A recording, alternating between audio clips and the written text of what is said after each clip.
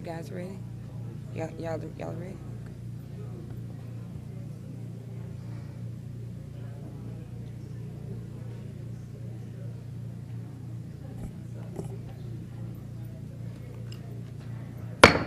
Good evening. We'd like to call to order our meeting today. At this time, I'd offer invocation. Please bow your heads. Dear Heavenly Father, we thank you for this opportunity to come out this afternoon. Lord, we ask that you would just be a God in the midst and that you will intervene and that you will allow the information to go forth as you see fit. Lord, we ask right now that you will give us divine insight so that we will be able to carry forth the mission that you have given us, and that is to make sure that we are protecting and providing for the students of this district. In your Son, Jesus' name, we do pray. Amen. Please stand for the Pledge of Allegiance. Attention, salute, pledge. I Pledge allegiance to the flag of the United States of America and to the republic for which it stands, one nation, under God, indivisible, with liberty and justice for all.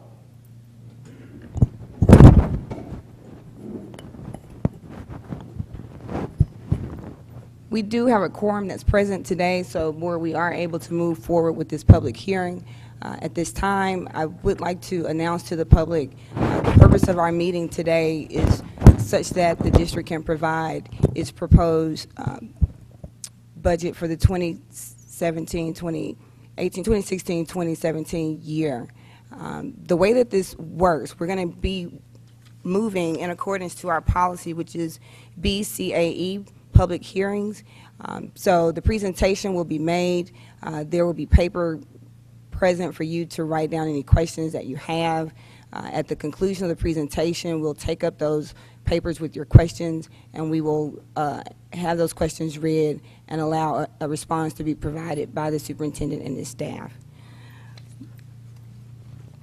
Board, we do have a quorum, so we are able to conduct business. At this time, we need to adopt the agenda as it is printed. Is there a motion to approve? It has been motioned by Mr. Spears. Is there a second? Second. Second by Mr. Sparks. Is there discussion? All in favor signify with your right hand. It is unanimous. Dr. Hickman, now we'll turn it over to you. All right, good evening. If we can have our business manager, Tammy Holmes, please get up so that you can present for us. We appreciate it.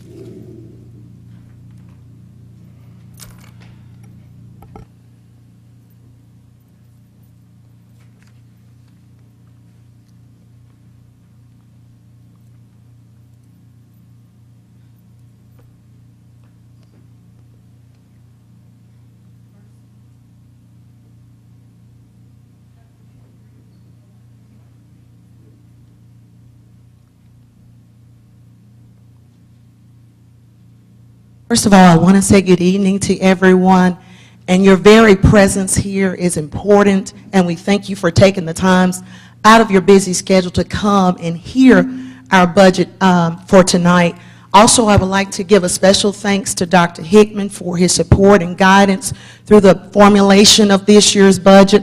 Also to the Board of Trustees who worked together to help us to formulate a plan. Thank you also for all of your input in this budget. Also, a special thank you to the upper management team, Mr. Shannon, Ms. Tippett, Ms. Lenore, Mr. Hunley, and the rest of the upper management staff. Thank you also for your help in formulating this budget and your input. Also, a special thank you to Ms. Lotus Johnson, who worked for us as a consultant for the federal programs, who assisted with the budget. Thank you. And to my wonderful staff who pitched in and helped also, I just want to say thank you as well. And again, I said welcome. And then I also want to give a special thanks to Mr. Greg Andrews, who was vital during this whole process of getting the numbers and getting them timely. And also thank you to the City Council and Mayor for being here tonight. We thank you all for your input and guidance. Most of all, thank you, public, for being here. For tonight's presentation, I will walk you through the budget and what drives the budget, what constitutes our budget.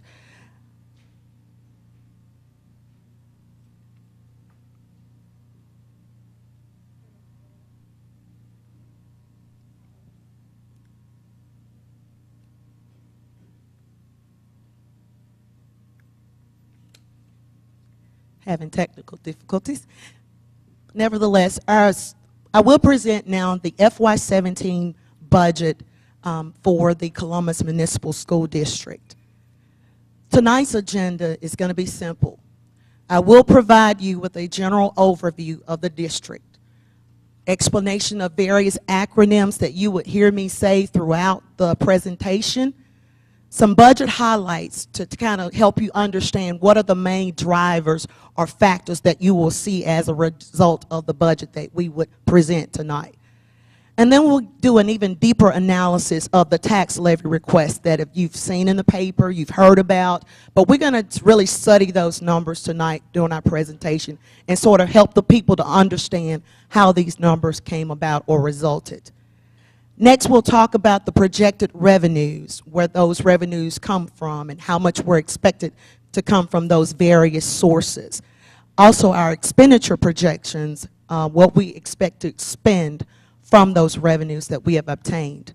And then we'll have some pictorial graphs to show you how those, that will explain or capture pictorially those revenue projections and those expenditure projections by categories. Just a little bit of general information about our school district. We currently are projecting a total enrollment of a little over 4,100 students. Our projected staffing needs are going to be about 525 employees to properly function, cause this district to function for the upcoming school year. And our average student to teacher ratio for FY17 is 27:1 for elementary school locations and up to 150 per day for CMS and CHS school locations. So what are our goals, fiscal management goals? We take our revenues and streams very seriously. So we have a goal, we have a number of goals that we want to make sure that we're managing the monies as fiscally responsible as possible. And one of those fiscal management goals is to establish levels of funding which will provide a high quality education for our students. Next, we want to utilize the best available techniques for budget development and management. One of the things that is crucial during a budget process is true, open, candid, and responsible communication. During this budget process, this is not a one-man show. The board works together, we work through budget sessions, we communicate constantly with the tax assessor so that we're getting the latest and most accurate information.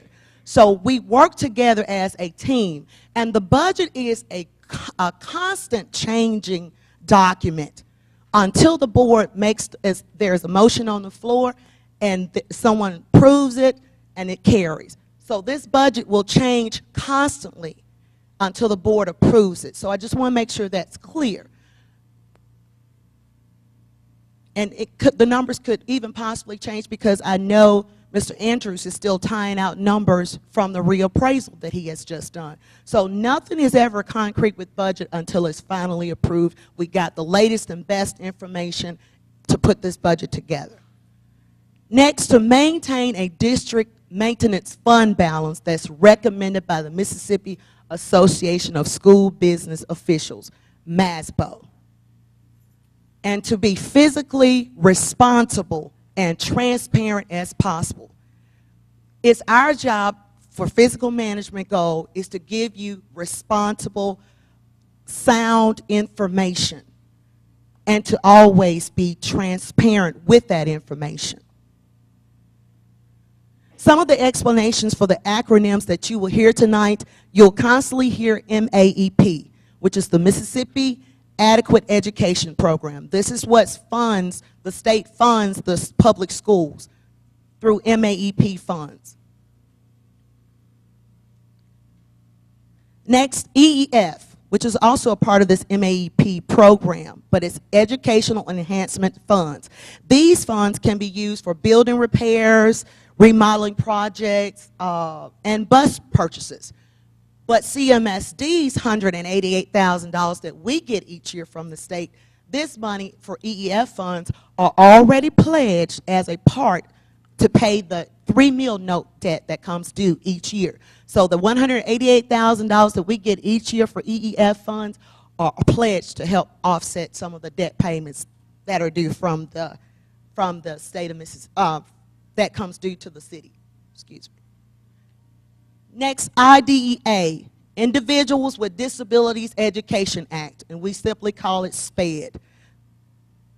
Okay, next is STEM, Science, Technology, Engineering, and Mathematics. You'll hear that term a few times throughout the presentation as well. Next, QZAB. QZAB is Qualified Zone Academy Bonds. These bonds are a funding source that we can use to renovate any of our facilities, our buildings. We can purchase equipment, but it cannot be used for new construction. But this is a viable funding source for the district. Next is QSCAB, or what we call Qualified School Construction Bonds. These particular bonds can be used for new construction, and it offers near zero or very little interest rate to the district, a QSCAB bond. Next is our General Obligation Bond, or we may say GO bonds. These bonds come from the voters. They all originate from the voters saying, yes, we raise our hand and pledge that we're going to pay this debt to get this service or this facility for the school district. So the GO bonds are voted on by the people, not from the district. They are voted on by the people, and they have to offer approval of those bonds. Next, to give you some general highlights about this budget, one of the main drivers for this year's budget is MAP allocation. That allocation from the state of Mississippi would decrease by $1.2 million to $18.9 million. And the problem that is a problem throughout this whole state, is still a statewide epidemic, is that school districts are still being underfunded. And since the time that the law was enacted, the City of Columbus school districts have been underfunded by over $10 million, more like $16 million, okay? Next, 25 students from the Columbus Municipal School District are projected to be attending the early college at EMCC next fall. That's going to cause this school district to lose approximately another $132,000 in MAP funds, because the money follows the student. We do not get to keep the monies if the student is at a different location. So the monies follow the student. Next, the ad valorem tax millage value decreased by $3,000 per meal.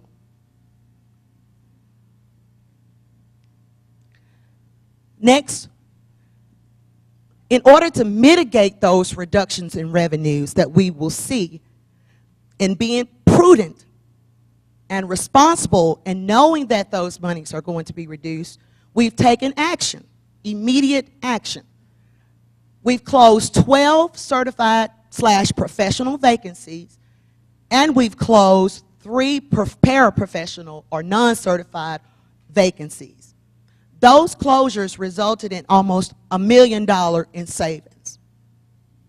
And these operational cuts will not adversely affect the education or the level of education that our students will receive this year, although the classroom sizes will be larger. But research has shown that we should truly try to work with smaller classroom sizes, but we're not violating the law, we're just having larger class sizes this year, okay, to offset those revenue losses that we will see. So, the hot topic is the ad valorem request worksheet. What drives our work request that we submit to the levying authority? There are only just 2 components that drive our operational request. That's our ad valorem request, I'm sorry. The operational cost portion of the worksheet and debt. Just 2 components, operational and debt. I'm going to walk everyone through this worksheet so that you will understand how we derive our numbers. First, you'll see that this is the 2016-2017 ad valorem tax request worksheet. This worksheet is on Mississippi Department of Education's website. Anyone can go out and pull this worksheet. All business managers for every public school district uses this worksheet when they're ready to prepare their ad valorem request that they will submit to their levying authorities. So the formula is driven by your state legislatures. This is not a pie-in-the-sky worksheet. This worksheet is a requirement that we use in formulating our request. First, we begin with the base calculation. Primarily, almost all of these numbers we will obtain from our tax assessor. He provides us up-to-the-minute, last-minute numbers, and we continue to fill this spreadsheet based off the projections that he presents to us, and he does a good job. So from October 1st, 2015 through whatever the projected month of projection that we're trying to achieve here, in this particular case, it was the month of June, you will take the actual cash receipts. And one thing I want to be clear about here, now, we cannot put debt and operational cash receipts from Mr. Andrews' office in this box, because this section is for operational costs only, okay? So we put our cash basis receipts here. The anticipated ad valorem tax collections from July, our period that we used was July through September. We have to project this. And your question may be, why do we use October fiscal year, October 1, instead of July 1? Well, this report meshes with the fiscal year that the county or the tax assessor is using for his reporting. So this report ties back to the physical reporting period for Mr. Andrews in this case. So this anticipated ad valorem tax collection number here comes from Mr. Andrews' office. We work with him to get the latest numbers, and we put this in. This is what he's projecting based on what he's seeing, what trends he's seeing. So those numbers are provided to us. This homestead reimbursement, that's a privilege that the state allows the residents. If you want to file for homestead exemption, you do. But the state will reimburse us for those exemptions that are approved or accepted. So for this year, we received $341,000 plus. So that's the actual cash amount that will go in these lines. We'll also add escrow from last year, in which, according to our auditor, we had no escrow. Let me go back. We had no escrow, okay? And just because we have excess collections does not mean that we have escrow. The escrow calculation worksheet is not just a simple math, well, we got more than we requested and that's your escrow. It's not that simple, people. The escrow collection worksheet, how the calculation is formulated, is on the state's website. And it's on the state auditor's website. You can go to, I believe it's section, page B14, I believe, of the state auditor's financial accounting manual. And it tells you and walks you through how a school district should calculate escrow. It's not simple math. Got more than I'm supposed to. It's not that simple. There is a worksheet that requires that we go back in and recalculate the base, okay? Next is shortfall notes. We add back in any shortfall notes that we've incurred or expect to incur for the school year. And we do not anticipate a shortfall in our collections. Any potential escrow, we do not expect escrow at this time. We're not projecting any escrow. And once we've done that, we will have our total base.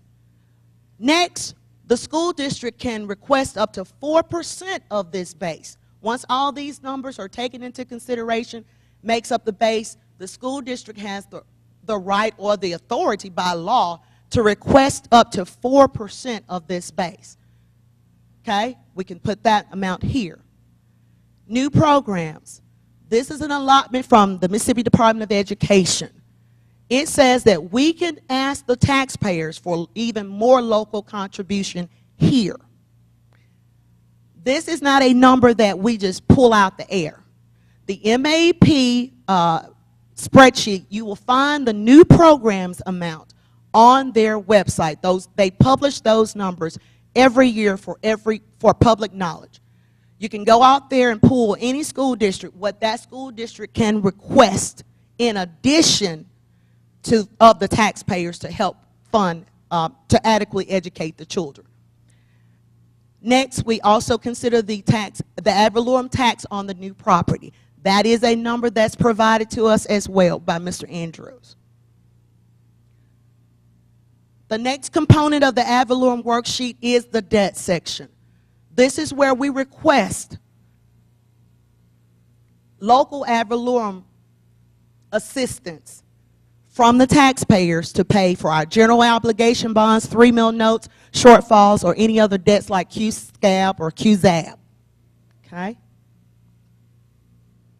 So, if you want to find that form, and I challenge you or encourage you, if you want to take this form, here's the link, here's the website that you can go to, and take our numbers and work through it. See if you get the same numbers we do. But this is where you can find that ad valorem worksheet that every business manager uses throughout the state of Mississippi to ask for their request. So let's take a brief look at last year's tax request. Last year,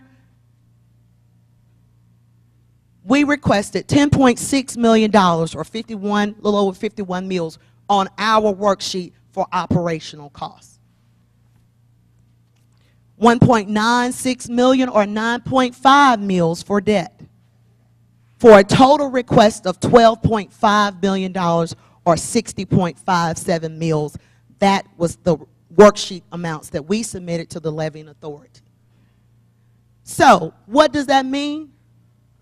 We relinquished, with our FY16 request, with dropping 4.2 mils, we relinquished back to the people over $869,000 last year. Relinquished. How did that relinquishment impact you, the taxpayers? Because that's who we want to make sure understands this. How did it affect you as the taxpayer? For example, if your home is valued at $100,000, with the 4 mils we gave up, the taxpayer, you as the taxpayer on this home, should have seen a $42 savings on your tax bill this past year. Well, the question was, did you? No. Only $20 of those $42 that we gave back were realized by this homeowner. I don't know what happened with those $42, but we gave them back. But you only saw $20 of it, and this number has been verified. Okay? If you're a business owner, $100,000 value business, you should have seen $67.50 tax savings based on $100,000 savings, business. Did you see it? No. Only $37.50 were you able to realize, but we gave back enough for $67.50. Again, that's a question that you have to ask your levying authority. Okay? Millage value analysis. Let's look at the millage value. For FY15-16, the millage value was $207,000 per meal. That was the actual number that we were given. Okay? This year, the millage value is projected at $204,000. And just this morning, we learned, and Mr. Andrews can point this out again to you as well, but we learned this morning there was 33,000 parcels on the tax roll.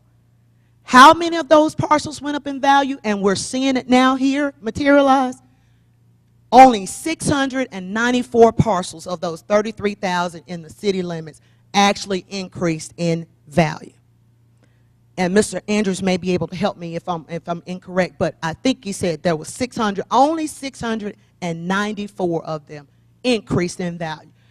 And when the value of the meal goes down, we still have to ask for the dollar amount, but the meal is going to be worth less. And one example would be, if you have a school district, this meal, one meal for one school district may produce $204,000. That's what we're getting. You may have another school district, this same one meal would garner them $300,000, $400,000, $500,000. So they can do more with one meal than our school district can, okay? So it's important to remember that it's important that when the reappraisals come and Mr. Andrews' office spits the numbers out, we have to be mindful of the impact and what it's saying. And what it's saying is that the development, we were expecting parcels to increase more than that in value, the number, only 694 of those 33,000 are projected to increase in value. So, with the ad valorem request worksheet that we just went through, how do those numbers fall into our worksheet? Again, this is the number that we use from October 1 through June 30th. These are actual cash receipt settlements that we have received from Mr. Andrews' office. This number gets applied here. It won't be 11 million, although he may have settled 11 million, but that 11 million includes debt. Excluding debt, that's what we should put here, and that's what's here. $9.5 billion in actual cash collected receipts. Okay? As I explained, these are anticipated numbers. After listening to our tax assessor, that's what we're obligated to do, listen to him. He's projecting that we will get $1 million from July 1 through September 30th. That's a part of this worksheet. Nothing fudged about these numbers, okay? From homestead exemption reimbursement, we received a reimbursement in October. We've gotten that number. We've received a reimbursement in March. We've gotten that in place. Those two numbers here, that's the total of our homestead exemption reimbursement that we have received from Mr. Andrews' office, $341,000 plus dollars. No magic about these numbers. So this is our total base, and this is an actual copy of our worksheet at this moment, how it looks. $10.9 million base. The total ad valorem on new taxes, on new property that we're expecting, again, this is the number that he has provided to us. He's expecting new property to be $69,000. That's a number from Mr. Andrews' office. That's the numbers from Mr. Andrews' office. Those are projected numbers. These are all numbers that you can tie and ask Mr. Andrews. He can verify it for you. Okay? So, Ms. Holmes, I just want to make sure. What you're saying is every number that we have put into that worksheet in order to calculate our ask, none of those numbers came from us. Correct. We didn't make up any of those numbers. No, sir. If we were to add numbers, it would have been with the section. increase of 4%. Up to a maximum. So we didn't increase any ask in that category. Those are just numbers that were given to us. Yes, and these numbers, again, are driven by the state worksheet. Right. This formula is not something we make up. You have to use that worksheet in order to calculate that. I have to use this worksheet. Okay, thank you. Okay? So, $11 million is for our operational cost. So, the next section we mentioned was the other component was debt. We have constant ongoing debt that CMSD has incurred, okay? Our ongoing debt, first of all, the district back in 2004, September 2004, incurred a debt of $6.5 million for a $3 million note that was issued for Stokes Beard Construction. We are still paying on this note. In 2008, May of 2008, the Columbus Middle School construction, there was a general obligation bond issued in the amount of almost $10 million that was issued and approved by the voters. Now, only 20% of those people turned out when it was time to vote for this bond, but 80% of those 20% registered voters that bothered to show up at the polls voted for this bond. Those voters said that we're willing to take on that responsibility of paying through our taxes to help support the efforts of the school district to construct the Columbus Middle School. Take questions at the end. Sir. Excuse me, point of order, please. This is a public hearing, and the public is here to hear. There will be an opportunity for questions to be written down at the conclusion of this presentation. Thank you very much. So these were, again, bonds that the residents voted for, okay? So there was a $10 million debt that the voters agreed to pay for. That's not all of our debt. In May 2008, there was a Qualified Zone Academy, or a QZAB bond, that was also issued in the amount of $2.5 million for the renovations at the high school. Still not done. There's another GO bond that came along in March of 2009 for CMS again, which brings that total middle school thus far up to almost $20 million that the citizens voted for, again, on this second bond. This is not a school district imposed debt. The citizens said, yes, we want to construct the school. Yes, we'll accept that responsibility of paying through our taxes. Still not done. We still got debt. In May 2009, $2.1 million, another GO bond that the taxpayers agreed to pay for, were issued for construction at CHS. Still not done. $3 million offered again and accepted for bonds for the elementary school additions in 2010. So, the CMSD ongoing debt total, $34 million. $34 million. 70% of that debt is debt that the voters said through those GO bonds we are willing to pay. This is not something that management did. This is something that the people voted for. $34 million, 70% of those people agreed to pay. 70% of this debt was from debt that the people agreed to pay. And this was all incurred in a short period of time, 6 years.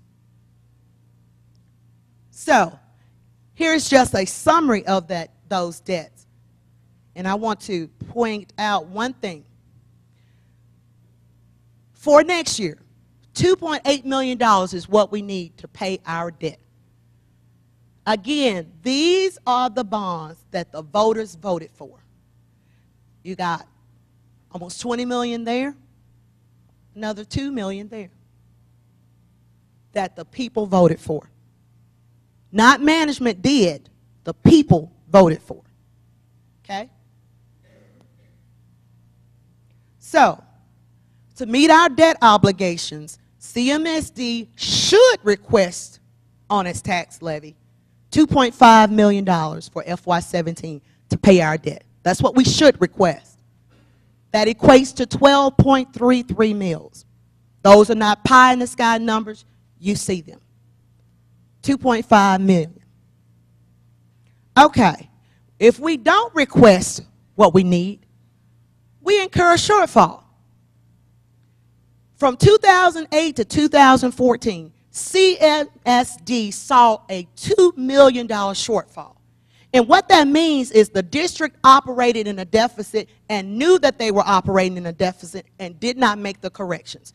Every year, it's important that we talk to Mr. Andrews. He's going to tell us how much that millage is going to be worth. If the district chose to ignore it, and apparently they did at that time, if they choose to ignore it, then you see a shortfall. He can't collect what he doesn't expect that mill to bring in. So the district, what? They declare a shortfall. And what happens when we declare a shortfall? You're still going to pay that debt. Because if you remember, that shortfall become a promissory note, so to speak. And it gets tacked on to the next year's request. And actually you pay for it for 3 years. So we don't escape by manipulating the numbers to keep the taxes low, and then we come up short. Because guess what? We still have to come back to you and say, hey, we didn't get enough when we requested the first time. We still need that money. And so we're going to tack it on to the worksheet next year, according to the state formula. That's what we're supposed to do. But Ms. Holmes, according to the last 2 years, we didn't have a shortfall. So we did not have a shortfall. So this administration, what that means is that the budget was planned all the way to the end, the correct degree, by working with Mr. Greg Andrews, Therefore, we didn't have a shortfall. If we had a shortfall, like you said, the shortfall is a loan that we will have to borrow in order to pay the bills because the budget was not planned correctly. It actually becomes a levy that we pass on to the people. Madam President, I have one question, please. Can I? Spears, we're going to continue with the presentation. Thank you. Excuse me. Point of order. Because this Councilman? is my... Excuse me. Point of order, Councilman. Point of order, Councilman. Thank you. You're here at our meeting. You will please act accordingly. Thank you.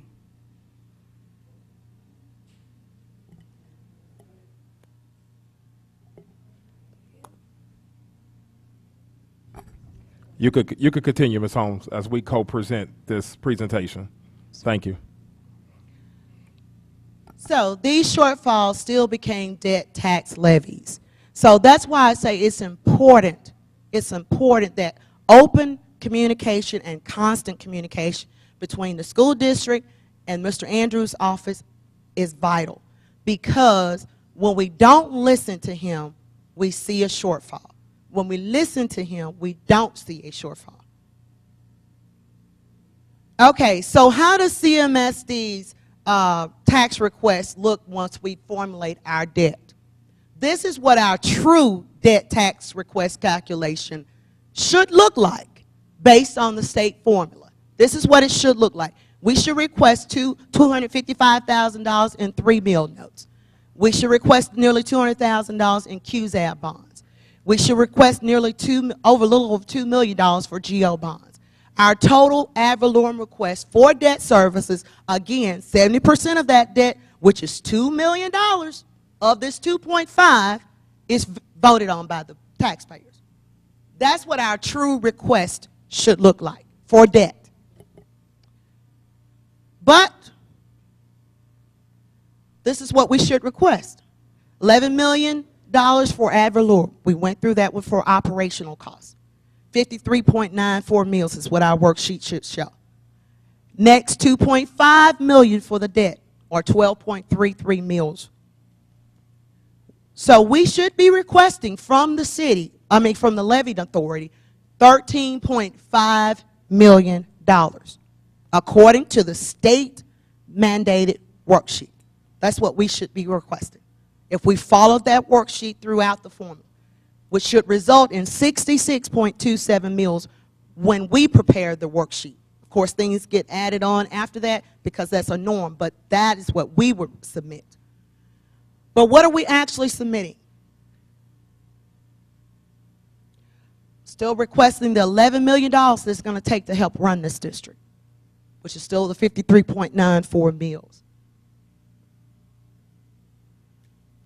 We're requesting only $1.4 million, or 6.63 meals for debt,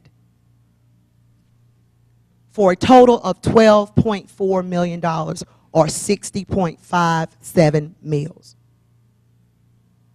So, as you can see, there is a huge gap there versus what we should request and versus what we are actually requesting of the taxpayers this year. And this is, be mindful, just a short-term fix. And I use that word strongly. This is a short-term tax levy fix, because the district is being responsible in saying that, okay, we know there's a gap. We know that we need to pay our bills. So we're going to go in our reserves or our fund balance, and we're going to use $1.2 million for fund balance to pay for, and I want to strongly emphasize this, recurring debt. That's why it's a short-term fix. Put a patch on it this year. Next year, we're back in the same boat. This is a short-term fix, people. Recurring debt that you, not just you all in this room, but the public in general voted for this. So we're taking out of our reserves $1.2 million to help mitigate that huge increase in tax millage. And one thing I do want to point out is that the Mississippi Association of School Business Officials, MASBO, does not ever recommend that a district takes out a fund balance to pay for a recurring debt. Does not recommend it. but we're doing it. We're stepping up to the plate and we're taking responsibility and we're saying, hey, we're going to communicate the message this year that this is a short-term fix to ease the tax pain this year, but people, prepare yourself.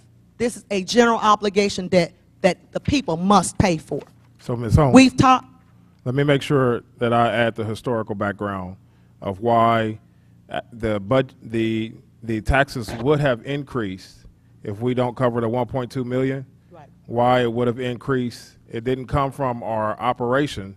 The taxes would have increased is because of the debt. So what happened before 10 years ago or 8 years ago, when 80% of 20% of the voters voted to take that debt, that is a loan. So that means that they approved to pay off that loan. But a magic trick was done, and if you guys notice, the taxes were not affected in that sense.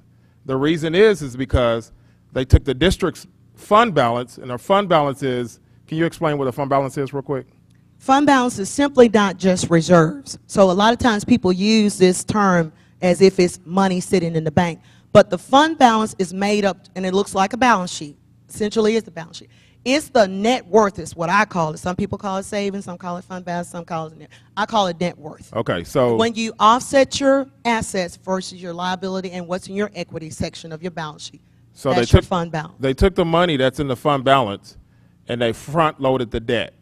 So they took that money and they put it to start paying off the debt. Well, that money has ran out. So even though it was approved that the taxpayers pay that money, the reason why you didn't see it then 8 years ago is because the district's money had paid it. And if people remember, the downfall or the result of that was that the quality of the district went down. So that's when the teachers were fired. They all received pink slips. And then everybody received, those who were rehired back, then they also had pay decreases. That's not how it should have been. And that's why we have buildings with leaky roofs and those kind of things, is because they use that money to pay the debt. Well, now that money has went down and the debt is still due. And so the only thing that was left for that to happen, that everybody still agreed, those who voted, agreed to pay for. So right now we're seeing the effects of what happened 8 years ago. This is not whoever said that the district is raising taxes and all those kind of things, and it seems like it's the money we're using in our, remember there's two categories, the operation, which pays the bills and the day-to-day activities of the school, which 80% of our real budget, our operation budget, 80% is teacher salaries. So it's not that we are buying fancy things or those kind of things, but that's not what's increasing. What is increasing is the debt. So even though we'll fix it this year by once again doing what they did years ago, is taking money out of our fund balance and using that money to pay it, next year the money we're running out of money. And by law, we have to have a certain percentage in our fund balance. So now that we're running out of money, we're going to do the fix or the Band-Aid, the same magic trick that people did for 8 years now. We're going to do it one more year and take away money out of the money that we could have used to pay. We have about 4 or 5 roofs that are $600,000 a piece. We have 45 buses that we have to replace. So instead of doing that, and also, like she said, we cut teacher positions again. And what I mean by that is, for instance, if we had teachers that retired or teachers that left, 15 of those positions we did not fill. What does that mean? By law, we only can get the class sizes to 27. So now if we had class sizes maybe at 25 or 24, now we didn't fill those positions. We have larger class sizes. And that's going to, sometimes the research says, smaller class sizes, you have better outcomes of kids. And so, but the real issue is next year, we will have the same problem. And there's no way that we can avoid it next year. There's nothing that we did to this. There's nothing that, I know everybody want to throw darts at this current amendment. There's not, that was 8 years ago, and now it's just now setting and coming to fruition. And I know it was made that we are a D-rated district. We have been a D-rated district for 8 years. It's not going to change overnight. Nothing overnight, not 1 year, not 2 years is going to fix 8 years. So again, what she's stating and what we talked about and what I'm gonna propose to the board is that we use 1.2 million of the fund balance of our money so that we will not raise taxes this year. But after that, we have no more, we have money, but by law, we have to have 7% in our budget and a little bit, and just in case of emergencies. And so if not, we will keep having shortfalls. And guess what happens when we have a shortfall like we did for the last 6 years before we came? We have to take out another loan and have we have to ask the city to take out a loan, and they have to, in order to pay the bills. Go ahead, Ms. Holmes. Essentially, Dr. Hickman has stated it and stated it well, that there will be no tax increase from CMSD. No tax increase from CMSD this year. And Ms. Holmes, let me add one more thing. And by the way, the school district does not raise or lower taxes. For instance, last year we gave back 4.2 mills. And she said, you guys, whatever the calculation, you guys saw $20 out of, instead of that 42, or that's because after that, we just give the request to the city, and we asked for less, and then it's upon the city to give either the taxes back to you as the citizens, or they do what they need to do with it. But that's their choice. That's not our choice. Our choice is just to lay out in that formula, to take the numbers that Greg Andrews has given us, our city, our tax collector, and use the state formula, and then it tells us now we have a legal right to ask for 4% increase. Any school district in the state of Mississippi without being turned down, and we have not done that. And we actually, again, last year we gave back taxes, and this year, again, we're using money in our fund balance to cover that. Thank you, ma'am. Please continue. Again, I just want to strongly iterate.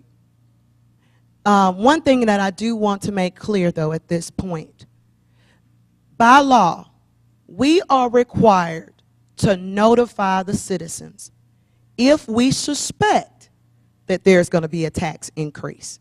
From the preliminary budget work sessions that the board and the business office and Mr. Andrews, once we work through the numbers, if there is a potential increase in taxes, by law, we are required to notify you. So we take the worst case scenario at that time to meet that publication requirement, because there's a certain time period, at least 2 weeks before the hearing, we have to notify you. But we go beyond that. We notified you 3 weeks in advance, just to make sure that the worst case scenario had been presented to the public. And one thing that I want to make clear is we present the worst case scenario so that you know the maximum adverse effect, just looking at preliminary numbers. And again, I want to remind everybody that these numbers constantly change. As we continue to work through board sessions with the budget, we're still talking about it. What else can we do? What can we cut? What can we move? It's a constant team conversation. Working with Mr. Andrews' office. Okay, are we still looking like it's going to be 204? Did it change? Are we expecting any changes? We go through all these frantic conversations, so we don't willy-nilly put out information. We are obligated by state law to publish information that could adversely affect you. So we want you to know, don't panic when you see, please be concerned and follow up, but don't panic and say, oh, they're raising taxes. They're going up so much. Those are all preliminary numbers, people. Again, until this board motions and approves and accepts the budget, that budget can change overnight. And one thing that I'll bring out even specifically, Mr. Andrews' presentation even this morning, even his numbers had changed from his own worksheet.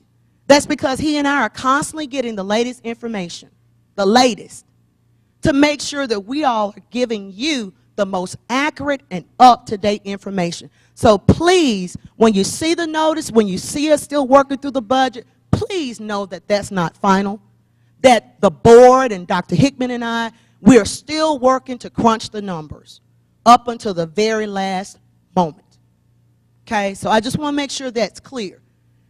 It's not, because every board member is going to make suggestions in the worksheet and the work sessions. Every board member is going to make suggestions. Can we try this? We're going to look at every aspect of it. So it's not just a one-man pony show. Every board member gets input. Dr. Hickman gets input. The management group gives input. The principals give input. Even down to our custodial, they give input in this budget. It's not something we make up. We're hearing from all of these people. Everybody's giving their input. We're hearing what each other are saying, and we're taking the best options from each person and saying that may work, that may work, that may work. And we keep trying until we don't want to raise taxes either. We're taxpayers here too. So we're not going to work against to hurt ourselves. We want to work together to make sure that the monies we're requesting is we've done our best. We've done our best to mitigate the pain. So that's what we've tried to do. And I think we've done a good job to absorb that pain and say to the taxpayers, we hear you, we feel you, we understand you, no tax increase. So our ongoing debt payment through 2024. So you're going to see debt levies on our tax worksheet through 2024. So hang on, people, we still got a few more years to go.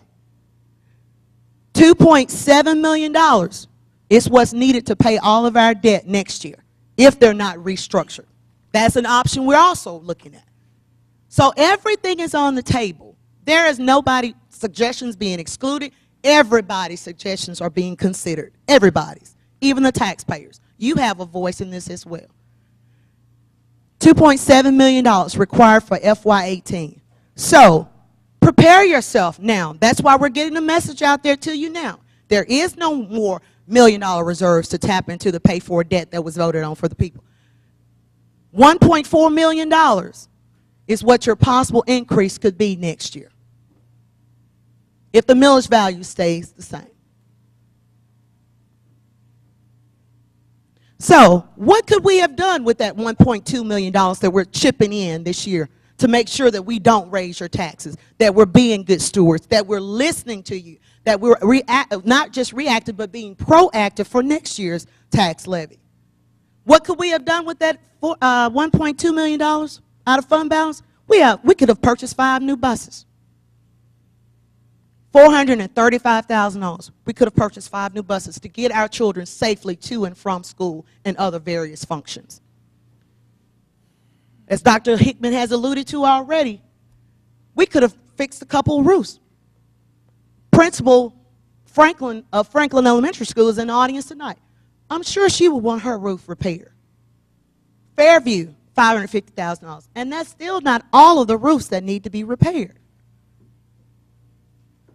Parking lot repairs at the high school. Anybody been out to the high school knows that the parking lot is in horrible shape. We could have fixed that with the $1.2 million or a portion of this.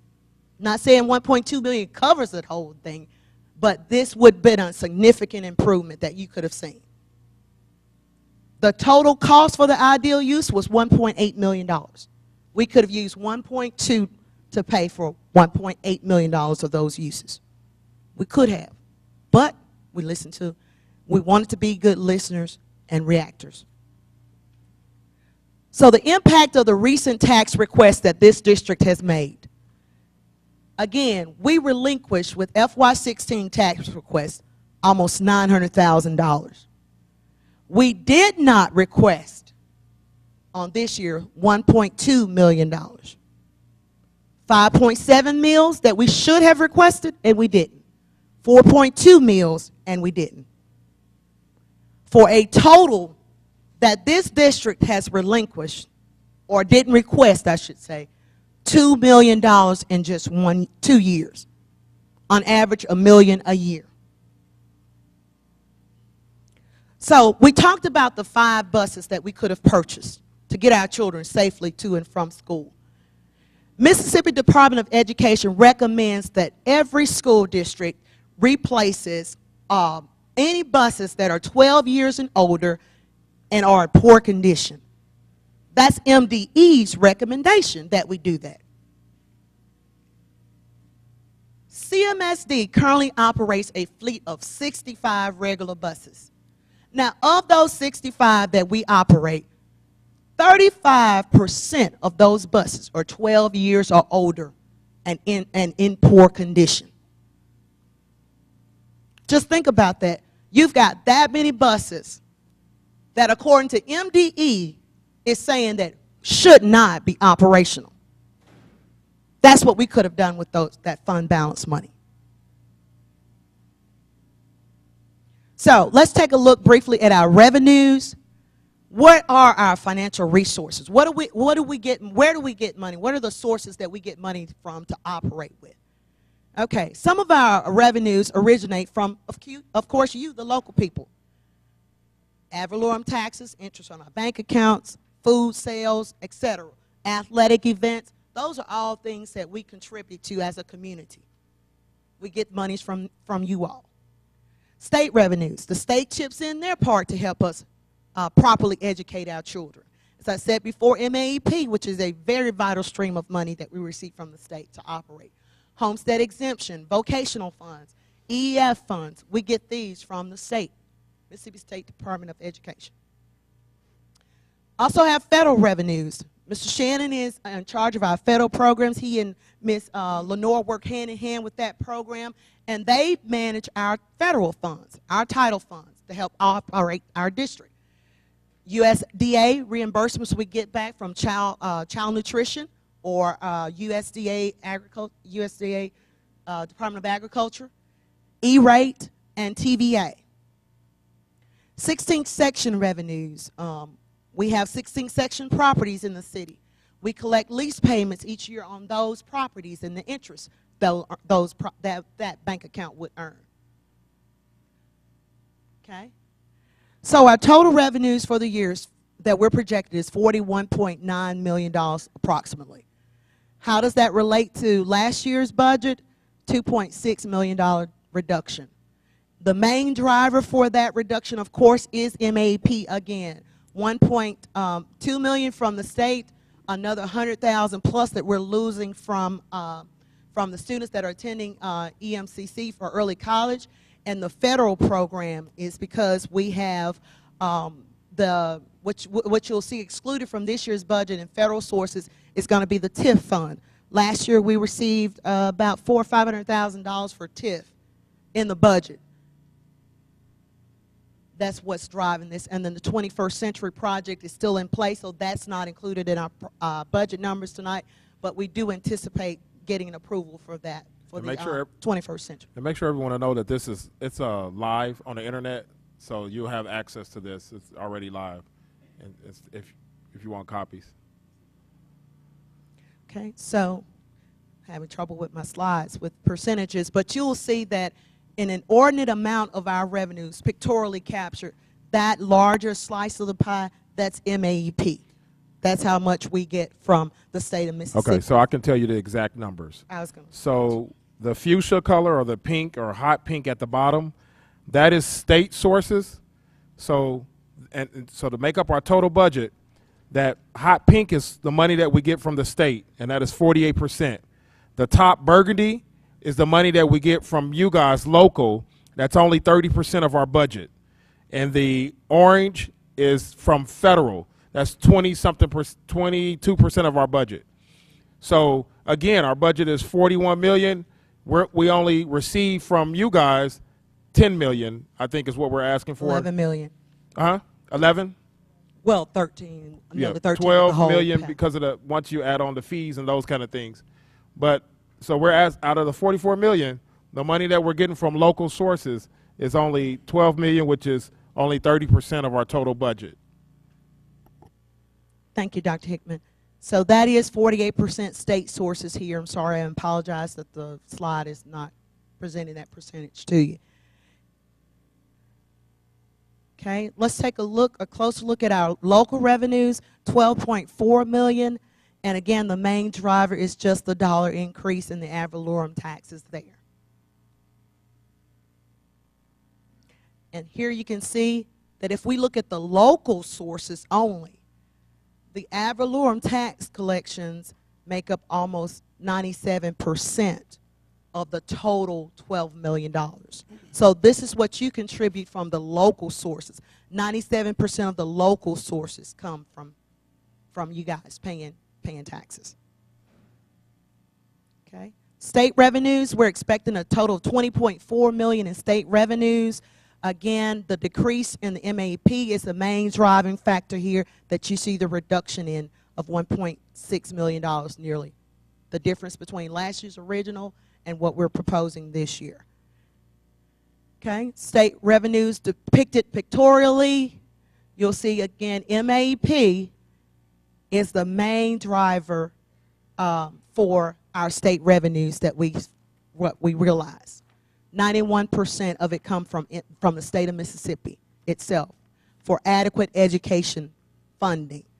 EEF funds are very slim percentage that we get for buildings and buses. Vocational, homestead reimbursement, and then other state revenues.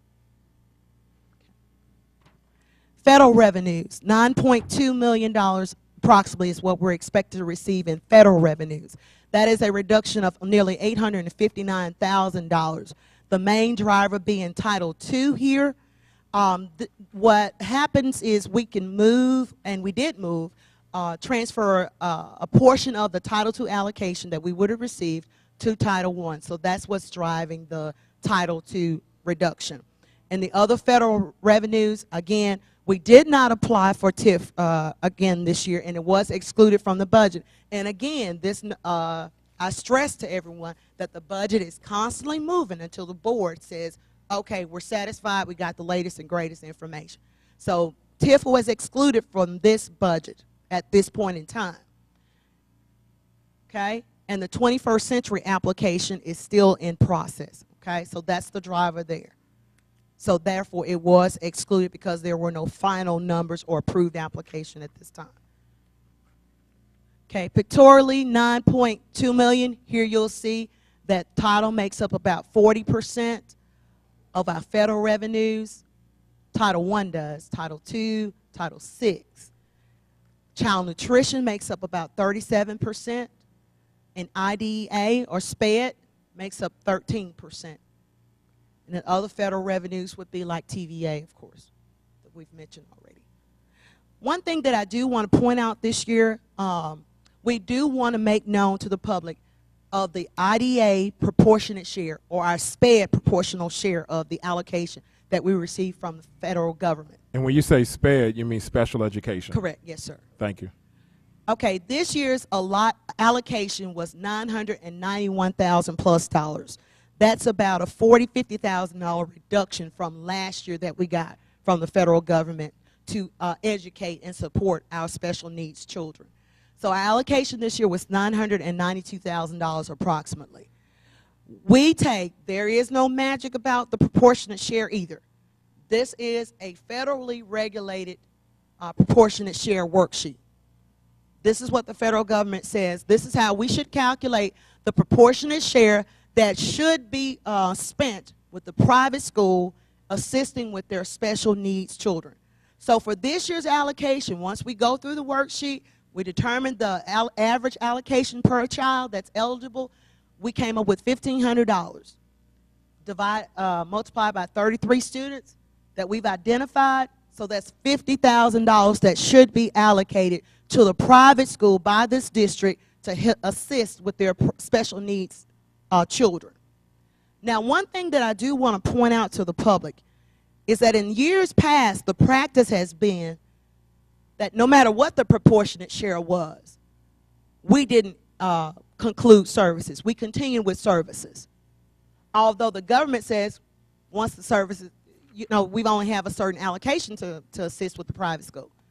But what we've been doing in the past of trying to be considerate, say for example, if this was 2 years ago and it was $50,000, well, they continued service. Well, who picked up the bill? District did.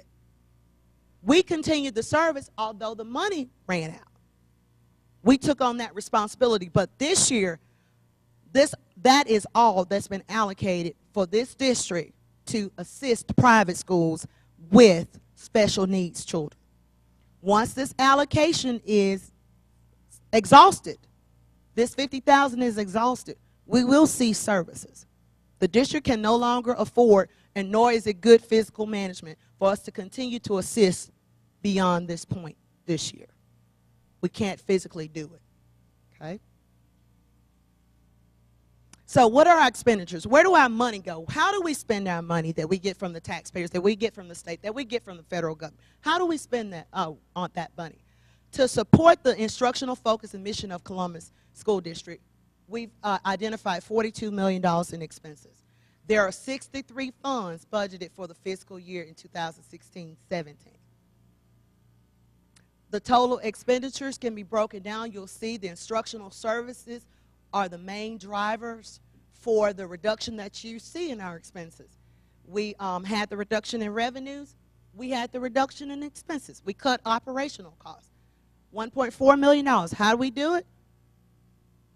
Closing vacancies. Finding other discretionary spends that we can cut.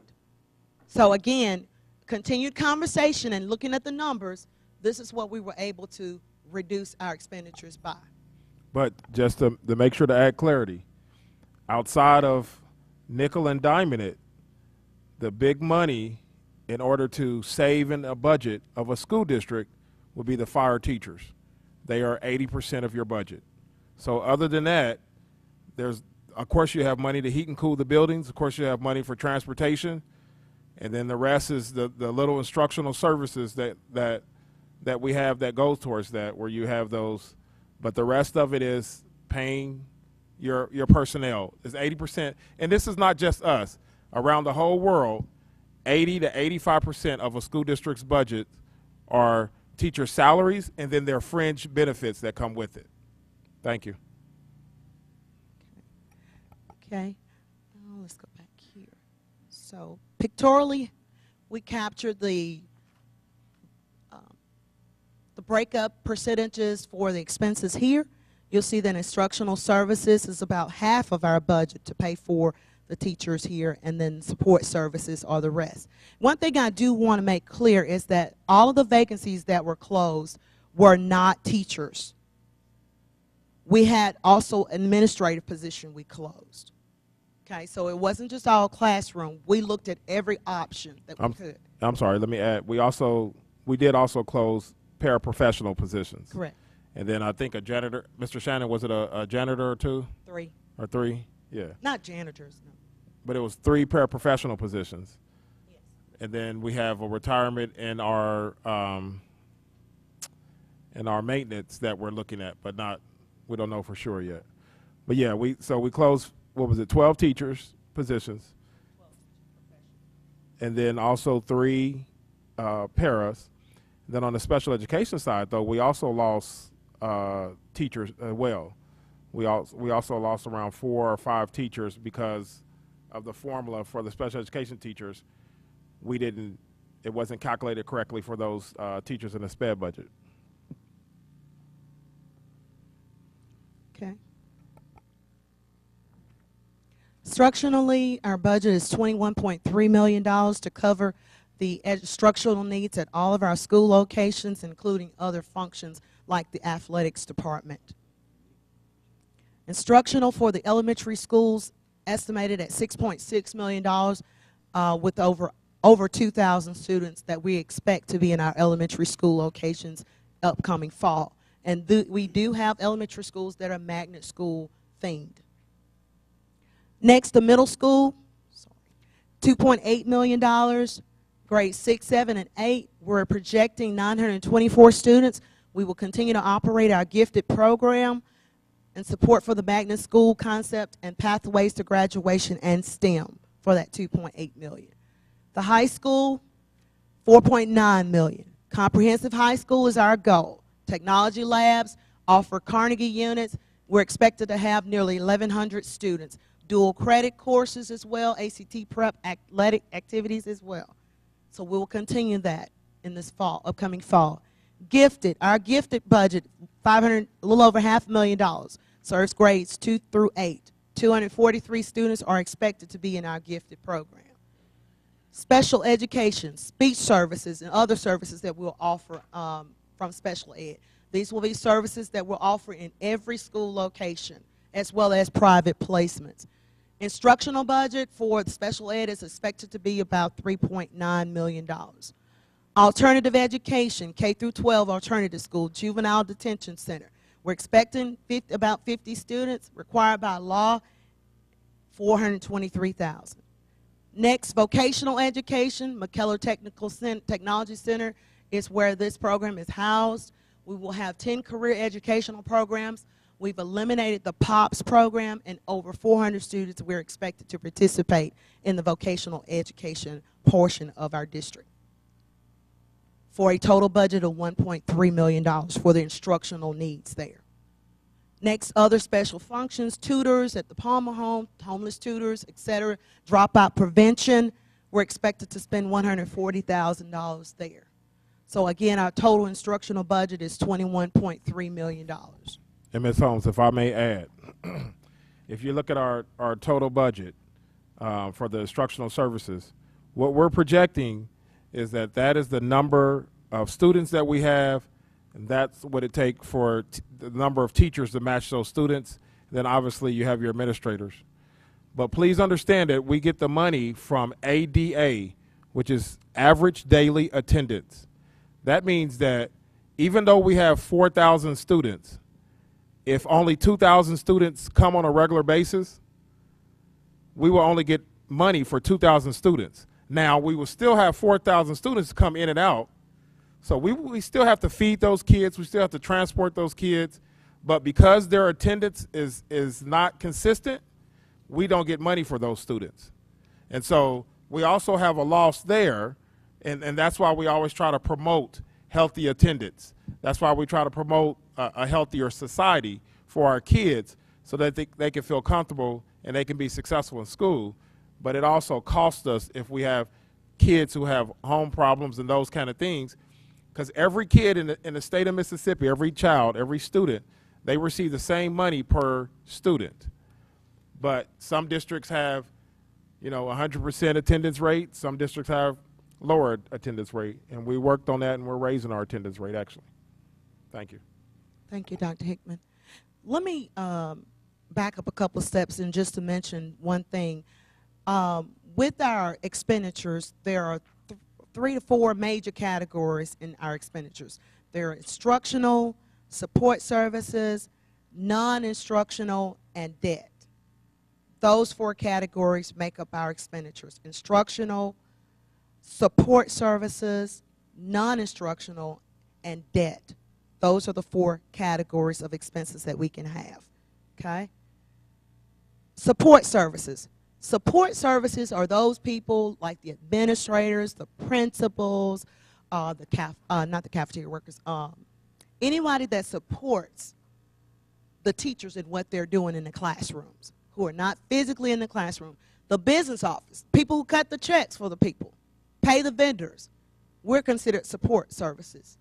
General admin, school administration, the principals are considered to be support services. Okay, operational and plant maintenance, the groundskeeper, are considered to be support service workers. $14.9 million plus. Non-instructional services, we have approximately 54 food service employees this year. And one of the things that we were happy to do this year was to utilize some of our child nutrition funds to give these workers extended work hours, which was good for them. Okay, 54 of those, 54 total projected employees for food service. Some have extended work hours. Not all of them, but most of them do. Others would be non-instructional activities using activity funds such as parental involvement and such. $3.5 million. So as we've already talked about, our debt services was the other portion. What major financial obligations we have, and I'm not going to beat a dead horse, but I do want to reiterate that we're going to need $2.8 million to pay debt this year. Okay? Again, 70% of that debt was not debt that this administration created. It was debt that was voted on by the people. one of the one-to-one initiatives. I wanted to show this slide because we also have assumed capital lease debts with the implementation of the one-to-one projects for Freshman Academy, which was $218,000. Okay? Question and answers. Hopefully this presentation has been informative. I hope that my goal was to make sure that I give you information that you leave with a better understanding of how we calculate the numbers that you see. And again, do not panic. We're required by statute to communicate with you. We're going to give you the worst case scenario when we run those publications. Please don't think that we're going to just stop working and say, okay, that's the budget. No, we give you the worst case scenario. We continue to work. We continue to meet with the mayor. We continue to meet with the councilman. We continue to meet with the board members. We continue to meet as a group to mitigate the chances of a tax increase. So I pray that the information that has been given and presented tonight has been fruitful. Again, we want to make sure that you know and understand that we take our job serious here at Columbus CMSD. We're in the business of educating children and educating children physically, responsibly, and then considerately. So we want to thank you again for your time and your attention, and we ask for your support. Again, we need your support. We just ask that you be mindful of us, keep us in your prayers. Again, no tax increase from the CMSD this year. Dr. Hickman, do you have anything to add? No, if you could start the process of the question and answer, please. So at this time, to the public, we do open it up for questions. There should have been papers or cards at the rear table. In accordance to our policy, we are going to ask that you write your name down so that our secretary can capture the names, capture the questions, so that we can have that in our repository to make sure that we're actually tracking the questions that we received and that we're providing you a response. Board, if at the end of the questions from our public, if you do have questions of your own, then we'll entertain those questions at that time.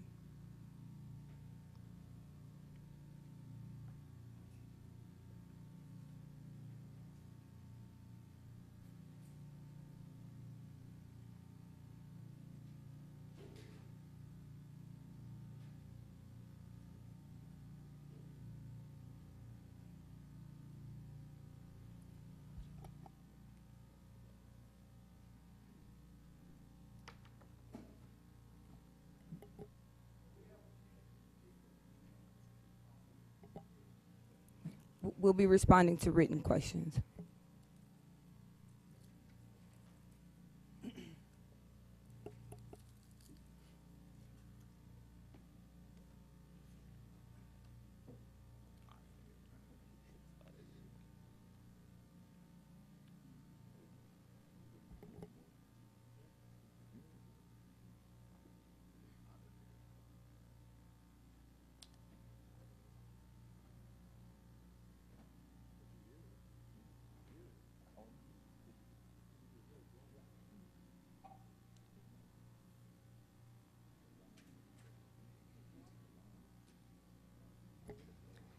Madam Secretary, as we're passing out the paper and the pencils, I just want to clarify that we are following the process the way that we're supposed to. Will you? Madam President, thank you. Yes, we are following the process as is listed in Policy Code BCAE Public Hearings. Would you like me to state those procedures? Yes, please.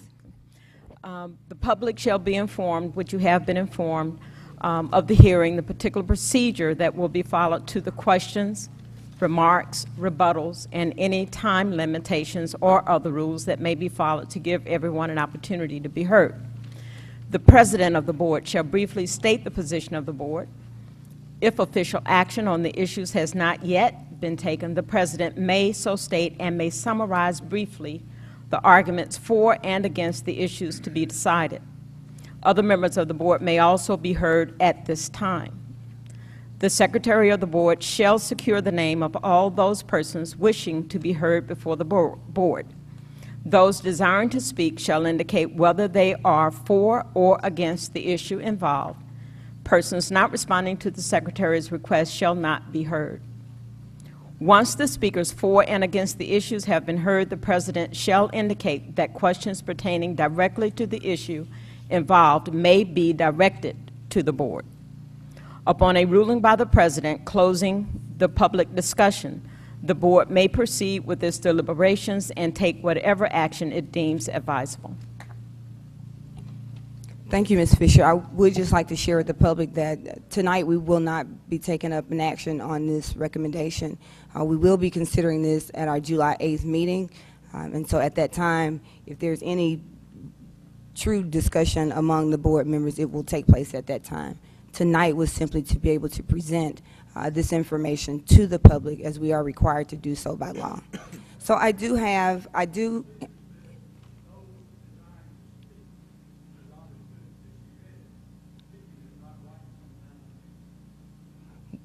Well, the way that we've interpreted that to mean, Mr. Box, is that we're going to write them down so that we can make sure that we capture the questions and that we have them so that we can have them typed up and have them for our records. I have 3 pages here. I have 3 individuals who have questions. Madam Secretary, how do we proceed forward with the questions? Sorry. Would you please state the name of the person? That person should come up and state their names as well, just to say they are who they say they are.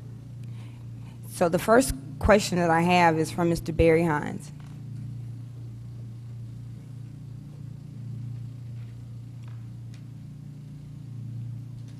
Yes, ma'am.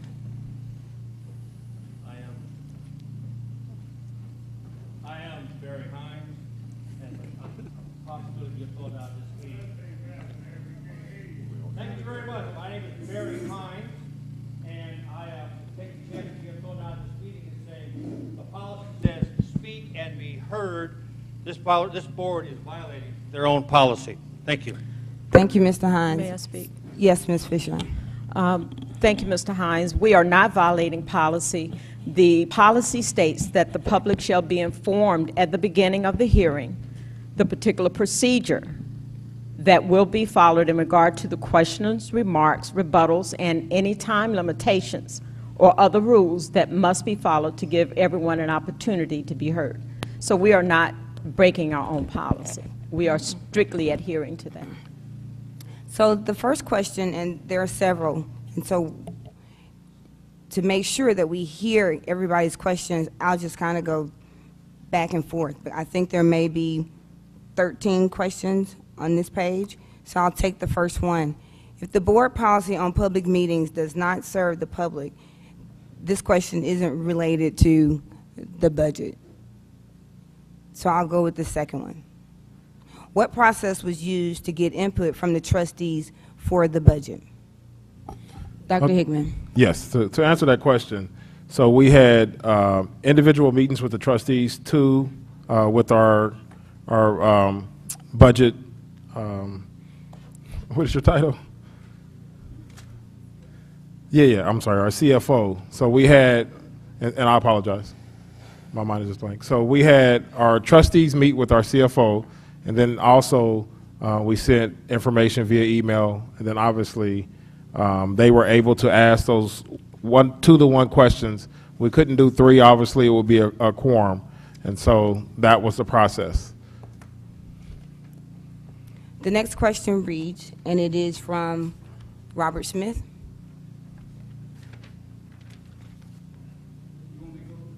If you just, so they can get you in the microphone and on the camera, capture, record it.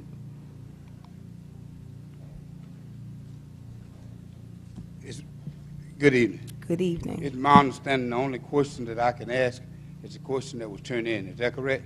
That's correct, unless you want to write and submit another question. I feel like a second-class citizen, the way we've been treated today here, along with the other citizens, but go ahead.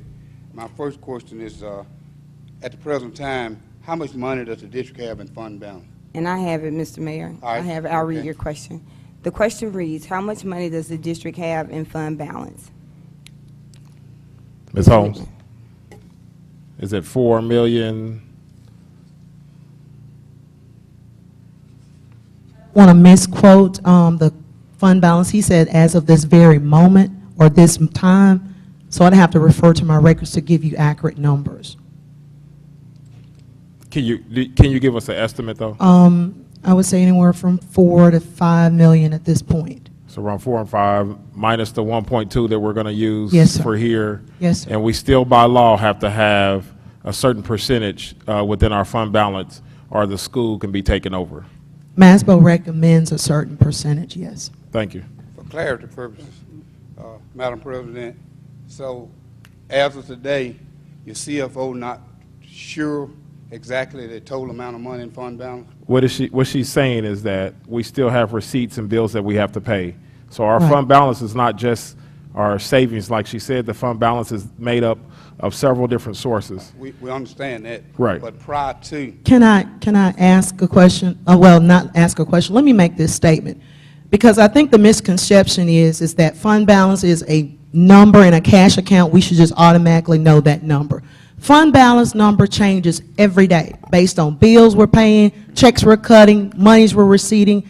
Those all are captured as a part of the fund balance. The fund balance can change the very next moment we cut a check because those things are all settling against our books each time there's a transaction. So this is not a number you walking around in your head and say, okay, that's our fund balance, I can tie to that number. It's a constantly changing number. If I run the statement of fund balance yesterday, and if we've done any accounting transactions today, that number is going to change. So I think people are getting the misconception that fund balance is this savings account over here that we walk around with that number in our head. At the end of the year, June 30th marks the fiscal year end close. Today is our last day of our fiscal year. The reason why I'm explaining this is because I think there are some misconceptions here.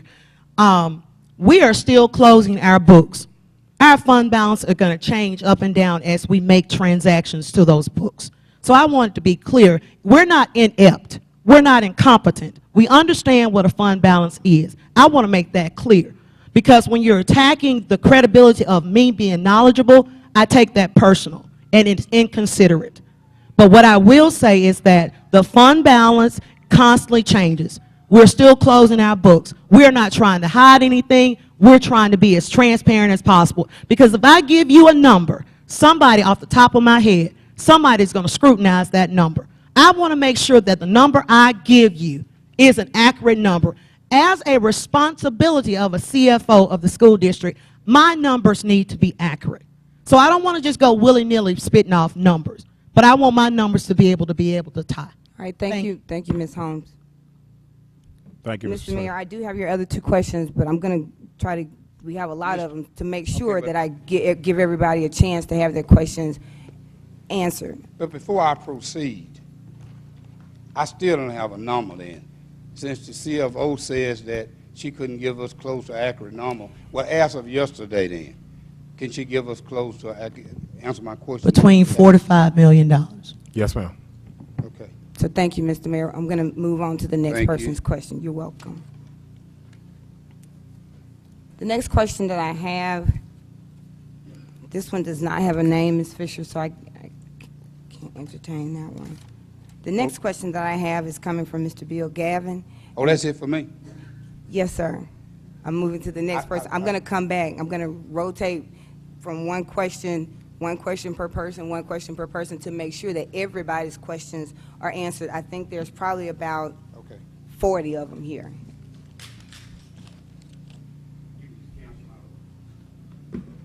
The next question comes from Mr. Bill Gavin. It says, the state average millage for school districts is 38 to 40 meals.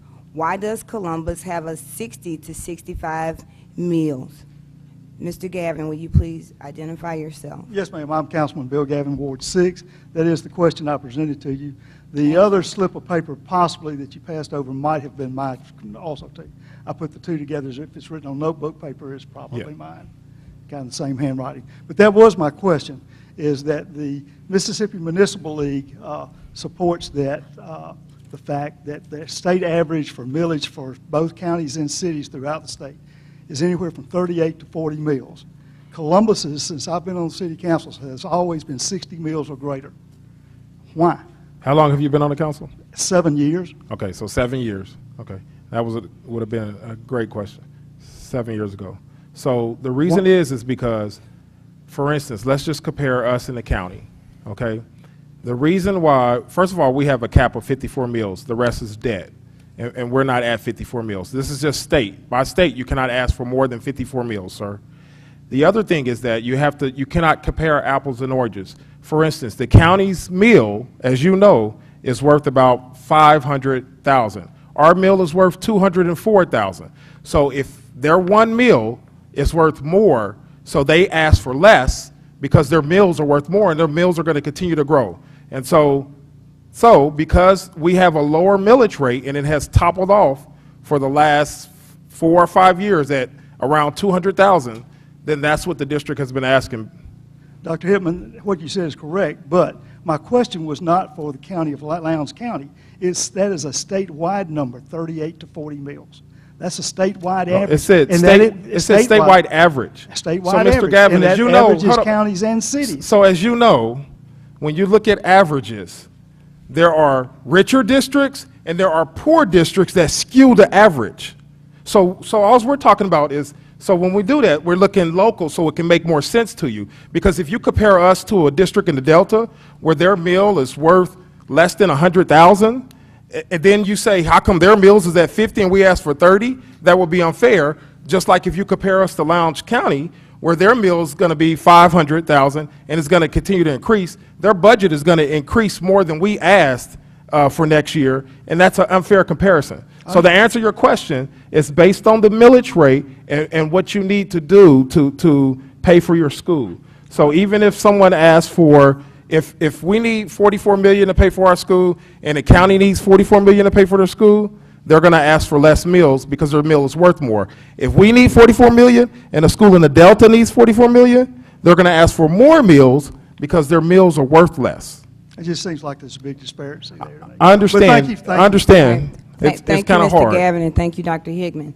The next question is coming from Susan Jones, and the question reads, I never miss a chance to meet. I remember to vote. I remember the vote to build Columbus Middle School.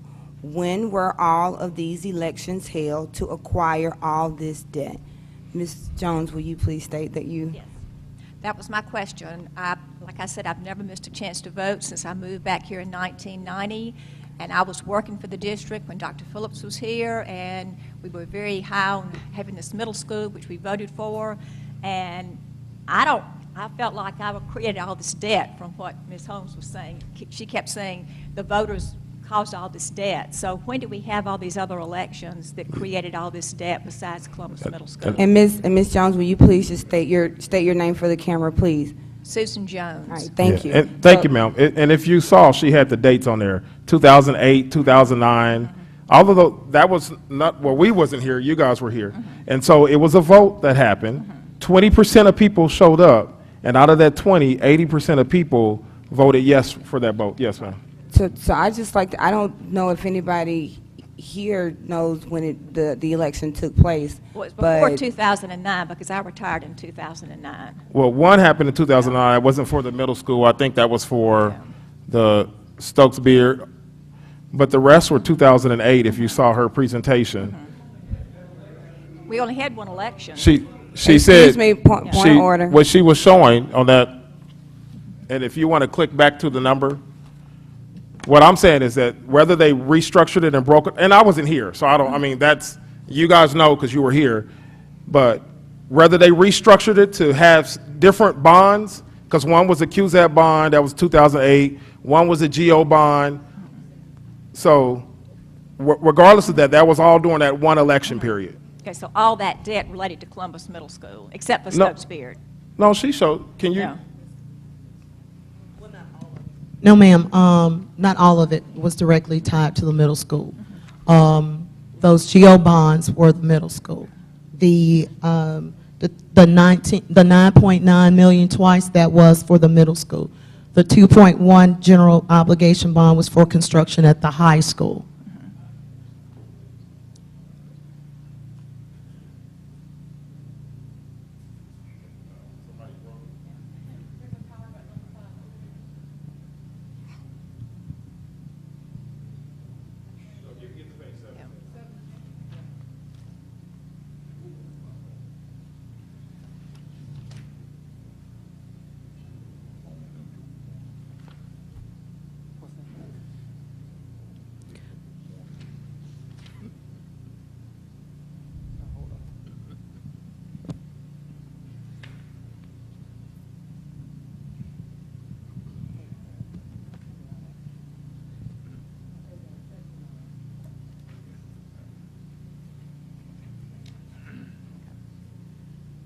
So all this debt that I voted for when I voted for the middle school created the rest of the debt also, it sounds like.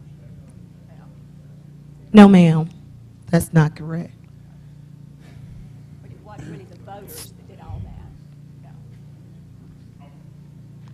So the main increase of that materialized from the debt was from the middle school, which one was 9.9, and there was They both were 9.9 million. And so it was 20 million. Yeah, it was there. There's the second one. So the second GO bond was in 2009. Again, I wasn't here, but that's just, I mean, that's not something that we can make up. Those those are facts. And then before, it was right here. And obviously, a GO bond is a loan. That means you have to pay back a loan when you take out a loan, right? So that's not anything that we made up. And 2004 was the construction of Stokes Beard where the tornado happened. I guess I wasn't here, but yes. But that wasn't something we voted on, the Struck Spear. Yeah. Madam President, Madam President, could I clarify something? Yes, please.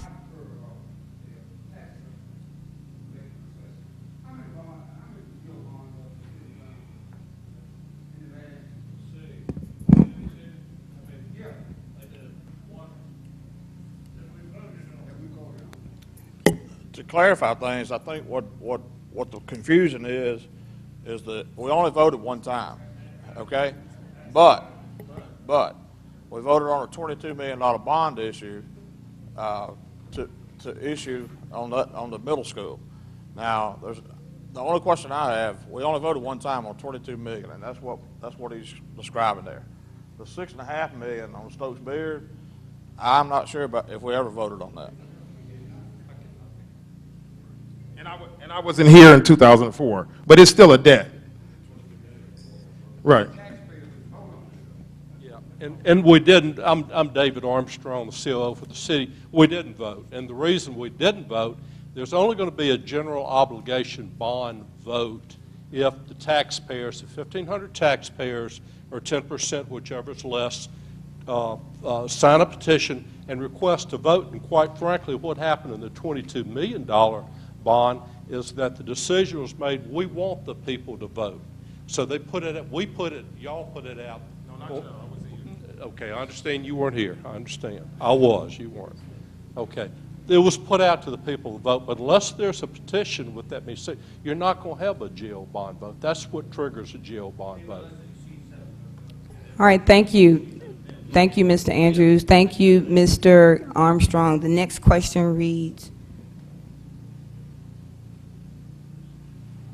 this question doesn't pertain to the budget. It's a question about the selling of Lee High School.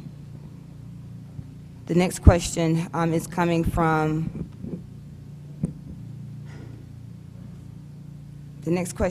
from David Miles. It says, it was mentioned that the process is open. There is fiscal transparency, but where can the public see this? Dr. Hickman.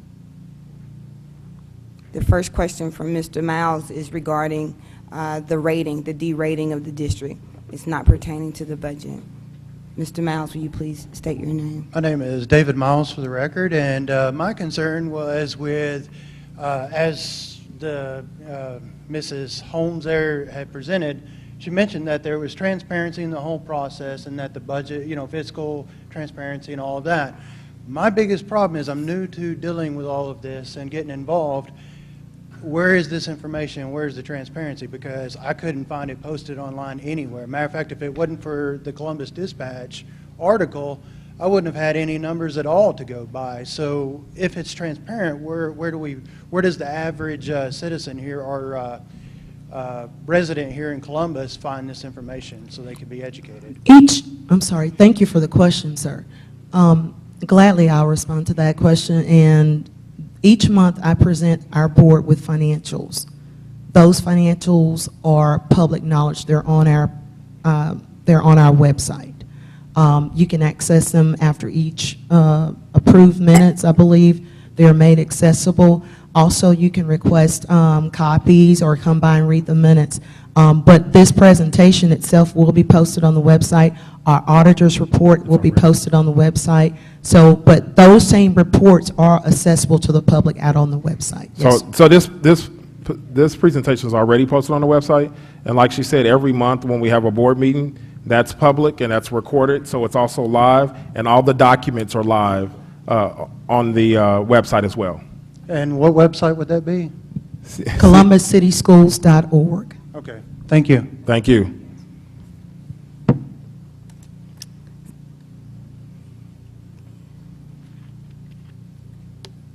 So the next question, well, there's not a name on this question, and I'll read it and see if the person will identify themselves. It says, do you anticipate an increase or a decrease for 2017? And I think this says an enrollment increase or a decrease for 2017. If the person, okay, so nobody's going to claim that It's question. steady. The next question, it comes from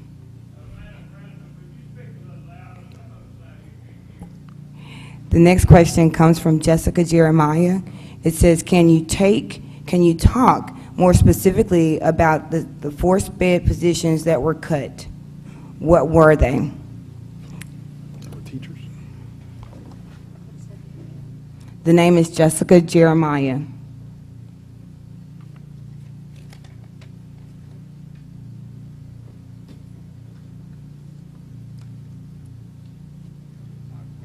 Jessica Jeremiah. Hi. Hi, how are you? Good. Good.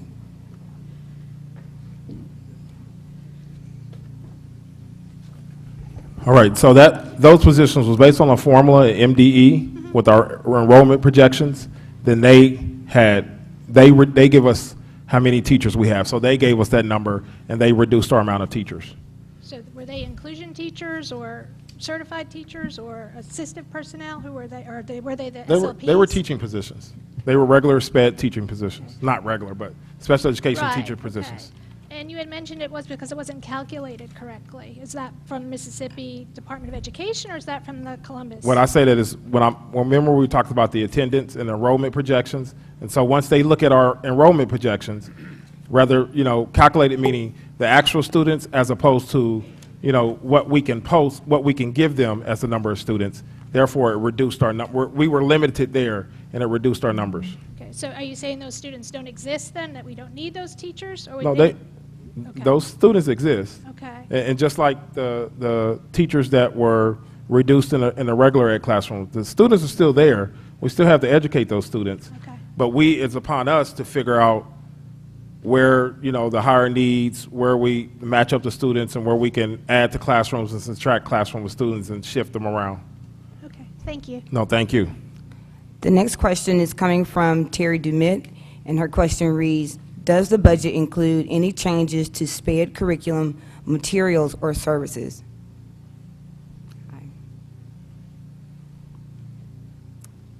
I am Terry Dumit, and I am a parent of a child at Columbus Middle School, Andrew.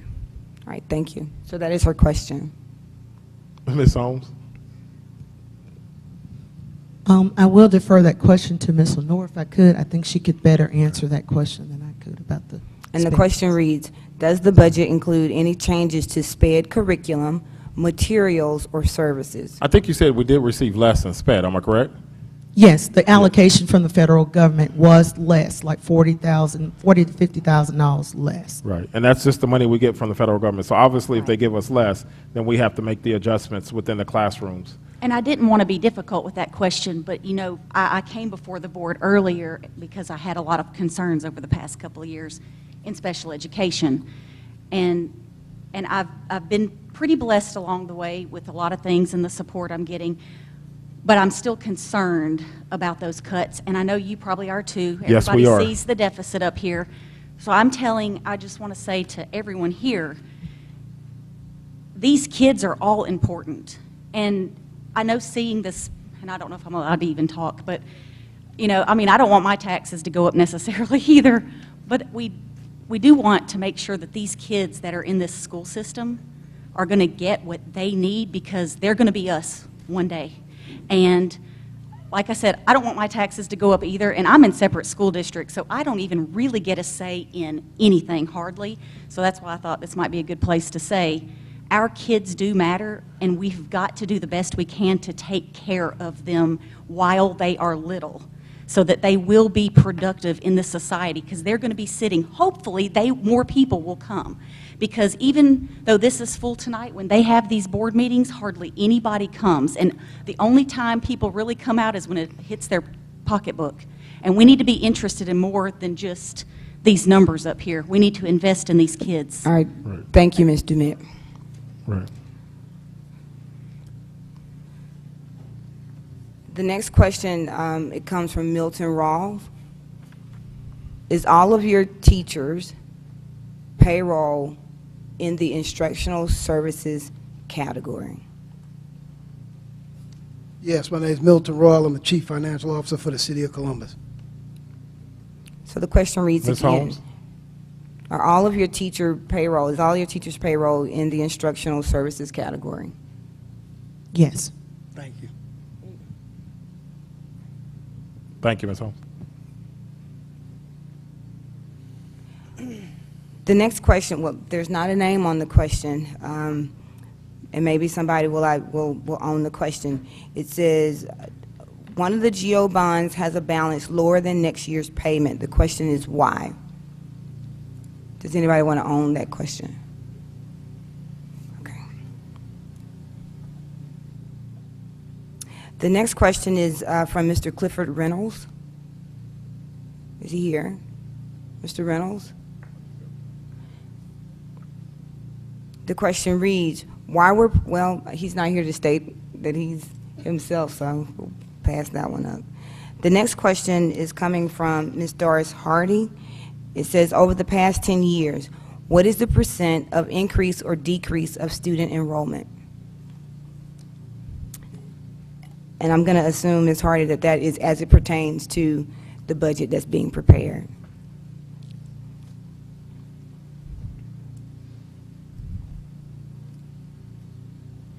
Doris Hardy, business owner. And this was really phase one of a multi-tiered question, and at the very end of it, I did indicate that most likely it will require some research, and I would be satisfied with a more accurate response at a later date. All right. I can, it all pertains to trying to wrap my arms around all of these numbers. Yes. I was at the meeting this morning, and by the time Greg Andrews gave his presentation, it went faster than my mind could comprehend. So I'm trying to understand what the percentage of increase and decrease in student enrollment has been during the past 10 years, what the increase percentage-wise, this is all percentage-wise, I'm not interested in numbers, percentage-wise what the increase in the budget has been, and percentage-wise what the increase and decrease in teachers' salary has been, and lastly, what the increase and decrease in administration salary has been. Thank you for your time. Thank you, Ms. Hardy. And so for that question, along with all the rest of these, we'll make sure that a response is determined and that we upload that to our website so that the public can view the questions and the responses. Thank you, Ms. Hardy. The next question is from David Armstrong. He says, in 2014, you had $8.4 million in reserves. In 2015, you had $6.9 million in reserves. What do you have in reserves now? And that's basically the question that has already been asked. And where have all of these millions of dollars in reserves gone to? Mr. Armstrong. Well, let me thank you, Madam Chairman, You're Mr. welcome. Dr. Hickman, the rest of the board. Let me be a little more specific on that. I got these numbers from Greg Andrews, who I understand got them from your audit. 2014, you had fund balance of $8.4 million. 2015, fund balance of $6.9 million. This year, June of 2016, fund balance of $4,250,000. If you take $1 million 250,000 out, obviously have 3 million left. My question is, where has all that fund balance gone? And will you please just state your name so that we have it in the I'm sorry, recording? David Armstrong, COO for the City of Columbus. All right, thank you, Mr. Armstrong. Dr. Hickman. Ms. Holmes, do you have the exact areas? One thing I will speak to, yes, sir, Dr. Hickman, that I know, Mr. Armstrong, thank you for the question. I know that the district did transfer $2-point-something million for athletic renovations. I do know that there was money set aside recently for track repairs. That was $300,000. And I believe, if I'm not misquoting, there was $1 million approved at the July 2015 board meeting in the June or July board meeting last year to expend another $1 million out of fund balance for needs that were identified in the district. With technology. I understand that, but we're talking about, since 14, $5.4 million.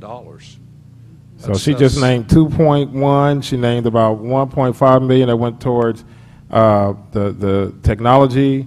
Those, and then before us, I don't know what preceded, Okay. but so I wasn't here then, but. All right, Ms. Verdell, can I ask So, my second? let me help you understand though. So our fund balance is for us to take care of our district needs. And so whether we had used it to upgrade our instructional needs, and all of that was used instead of raising taxes. So one of the things that could be done is that you raise taxes because that's what that is tax dollars. And you got to understand, as a school district, what you shouldn't do is taxpayers do not give you money to save it. So in the past, before I got here, the money was used when they had taxes. They used the tax dollars and they saved it. They had a big fund balance, a big reserve. That's the money that they used to front load the debt. That's the money that we use to repair whatever it was, whether it's sports facilities, whether it's computers, whether it's changing the infrastructure. That's what that money was for. But under my administration, we don't save millions and millions of dollars. Our budget is exact. So one budget 10 years ago, they were banking money. The last 4 years before I came, they had what was called a shortfall, where they had to take out a loan. And I think it was like $2 million in shortfall that they had to take out a loan from. So if you're asking about our budget is exact and correct. If you're asking about the money that we spend in our savings to fund for school needs, that's what it's for. It shouldn't have been for front-loading debt, which we're going to do with it. But we're not talking about front-loading debt. We're talking about expenses since 2014. And I just told you the expenses are used for day-to-day operations for our students. Our students have a right to have high-class facilities. Our students have the right to have the right tools that allow them to be 21st centuries. I don't know if your kids went here or not, but when your kids went to school, or if you had kids, you would want your kids to be in the best environment and to receive the best education possible and not be shortchanged. Mr. Verdell, can we go to my second question? Because I think it's more of a practical question. I'm going to come back to it, Mr. Armstrong, Okay. respectfully. I'll come back to it. The next question is, why were previous administrations allowed by the City Council to push bond issues that the people approved but could not afford? And I can't really make out the name on this. Will anybody own this question? And the question reads again, why were previous administrators allowed by the City Council to push bond issues? And I don't guess that person is here, so we'll pass that question up. Now I'm going back to Mr. Hines' question. We made it back to this one. It says, when were the budget workshops held with board members? That's the question. All last week. All last week. Were you able to hear me? Thank you. Thank you, Mr. Hines, for that question. The next question comes from Bill Gavin. In 2013, 2014, the City Council approved millage to take care of the anticipated debt service. What happened to that money? And Mr. Gavin, we already have you on record, so I got your question. Thank you, Madam Chairman. Mr. Andrews, you correct me if I'm wrong, because I'm getting a little up in age, and I do get things confused sometimes. But if I remember correctly, around in 2012, for the 13-14 school year, the city council passed millage for the anticipated debt service that you all were going to incur now. What happened to that money? I wasn't here, Mr. Andrews. Do you know the answer to that? Do you know the answer to that? I wasn't here. I don't know what he's referencing in 2012. It says 2013. It is the 13-14 school year. I still wasn't here. Well, I understand that, but I think it was in 2012 we actually passed Excuse it. me, Mr. Gavin, I'm going to read the question once Okay. again so Mr. Andrews knows. I'm sorry I interrupted you. In 2013, 2014, the City Council approved millage to take care of anticipated debt service. What happened to that money? The money was collected through taxes, $2.7 million through taxes. Mr. Gavin, I can't answer that question because that would be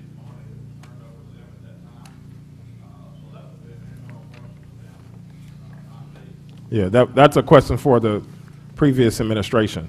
But I remember us anticipating the debt service for the middle school coming online It's the and same- going ahead and passing millage then to anticipate taking care of this problem that you've got now. Yes, sir. I wasn't here, and I don't know what they did with that money. It's the same thing as we gave 4.2 mils back to the city, and you have a right to do whatever you want with that money. Okay, thank you. Thank you. Madam So, President. one second, Mr. Spears. So, Mr. Gavin will make sure that a response to that question is typed and that it is posted on our website. Mr. Spears, I have the answer if you would like it, or I could wait till later. if you will wait to the end of all of the public's questions. Thank you. The next question we have is coming from Mr. Armstrong as well. It says, why has your total debt not been consolidated and restructured? Has this ever been done?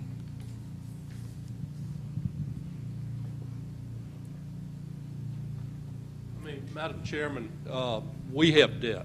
The county schools have debt. We've we've consolidated and restructured our debt many times. Have you done that? And if not, why haven't y'all done that in the past? Dr. Hickman? Do you want to Ms. answer that, Holmes? Ms. Holmes? I believe that the district has been proactive in doing that. I believe it a couple of years or so ago, the debt was restructured with our bond attorney to try to level off the amount of debt needed, debt payments. That has been done before. That is a subject of discussion that has evolved during our budget work sessions with the board, that we'll continue to work with our bond attorney to see what the options are with restructuring our debt. But again, if we restructure, after talking briefly with our bond attorney via email, one thing that he did point out to me is that it is a possibility. However, they cannot restructure the debt where it exceeds the maturity dates that were originally scheduled. So in layman's term, I think what you said was, even if they restructure the debt, they can't add timeline to the debt, right? Correct. That's my understanding. If it's due in 2024, we can't spread the payments out to 2030. No, sir. So the restructuring is just still within that time frame. Yes, sir. Well, that's not really what I'm talking about. I'm not talking about extending the time payments. What I'm No, talking I was just telling you about what the restructuring, the Dr. guidelines Hickman, of the let me finish, restructuring. please. Let me finish. Point of order. Mr. Armstrong. Am I through? No, go ahead. Okay. What I'm talking about, Tammy, is trying to find a better interest rate. I don't know what your interest rates were then, but I guarantee they've gone down. You restructure debt. You're not talking about extending beyond the time limit. And you're right. I don't think legally you can do that. But I know what you can do is consolidate and try to get a better interest rate, which means lower payments. And if that hadn't been done, I can't fathom why it shouldn't have been done. I can't speak to what has transpired before I've arrived. I only arrived less than a year ago. Right, I and I've been understand that. diligently working to try to wrap my mind around all of the debt. But I will say this, the district has restructured debt in the past. We have this year, this month, reached out to our bond attorney to understand what our options are. We are not excluding the consolidations. We are following his lead. So we are waiting on options from him to tell us what we need to do. Well, can I Yes, sir. suggest, if you're saying we're going to kick that millage back up 6.1 mils next year, that you seriously pursue restructuring this debt? Because we're talking about debt, and that's what the real problem, you're right, Dr. Hickman, I agree with you 100%. It's not O&M, it's that debt, and we've got to do something with that debt. Yes, sir. And we want to consider all options. I mean, that was the point of us talking to you guys earlier. I mean, you guys ran with information that we haven't even finalized and we put forth. But that was the point of the conversation, and I appreciated our conversation earlier, is to get all the suggestions that you guys know, that anybody else know, and that we can try to help mitigate the situation. You know, we can't totally fix it because it's debt. It's money that we owe. But I agree with you. What I was telling you was, one of the options is we cannot lengthen it. So just like you said, look at different interest rates and those kind of things. Well, let me respond to one thing you said. You said we ran with those numbers. But quite frankly, had we not come to meet with y'all and realize what y'all were doing, would you not have just presented that straight to your board? Because we're talking about 7.35 mils originally. So let me answer your question. So the first process that I have to do is talk to our business manager, and we get all the information possible.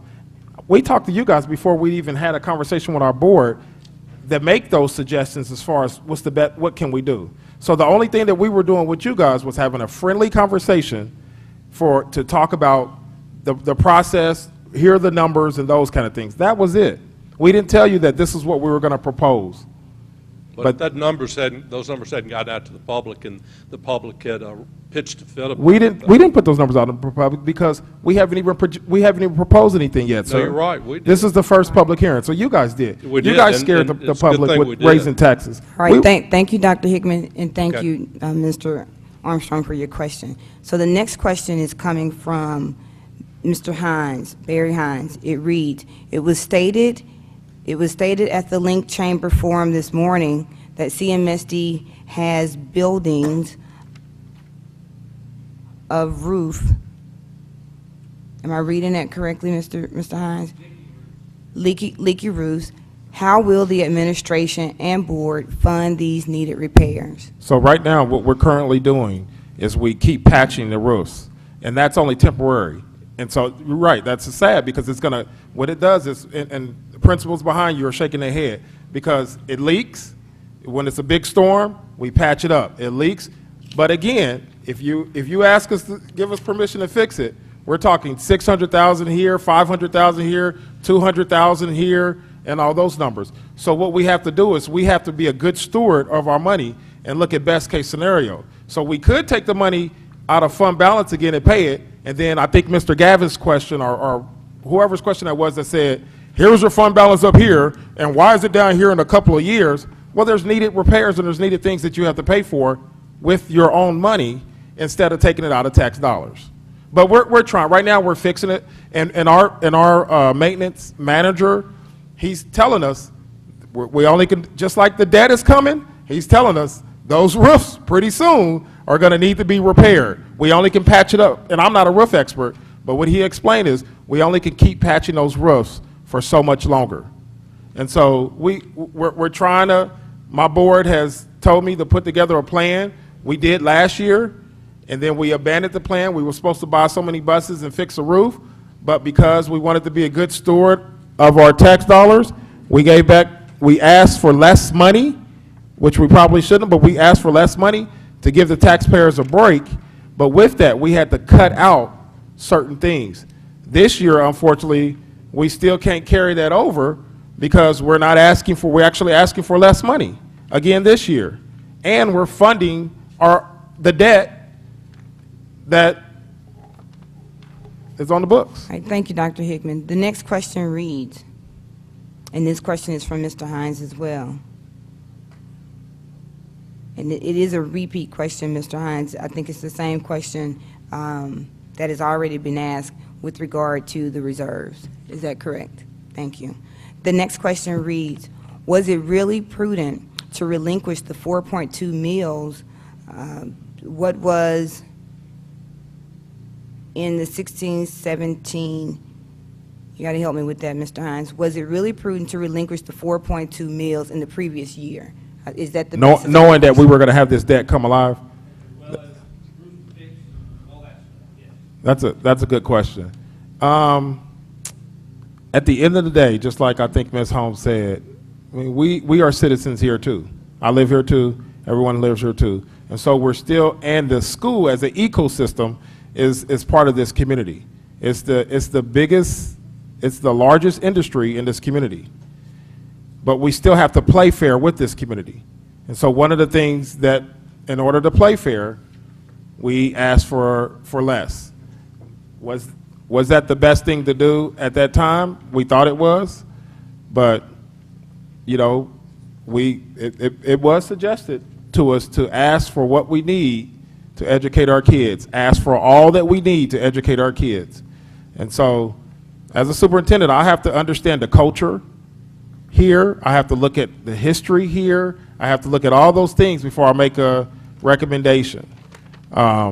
I think the good part about it was we didn't have a shortfall in these 2 years that I've been here, so we still had an exact budget to educate our kids, but not to fix those ancillary things that you talked about. And again, just like I think Mr. Gavin said, there's a little bit money in the reserves that we have that for emergency. So when it gets to that level, we're able to pay for those things.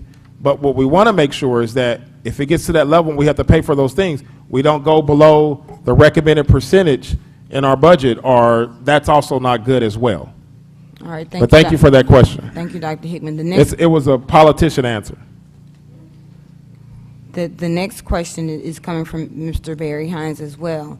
It says, for clarity, the citizens voted one time for the $22.5 million bonds, which apparently was split into Yes. 3 or 4 bond issues.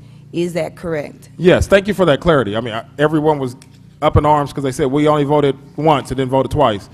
And again, that was 2008, 9, I wasn't here. But yes, you're right. The $22 million for the middle school was just broken up, 9.9, 9.9.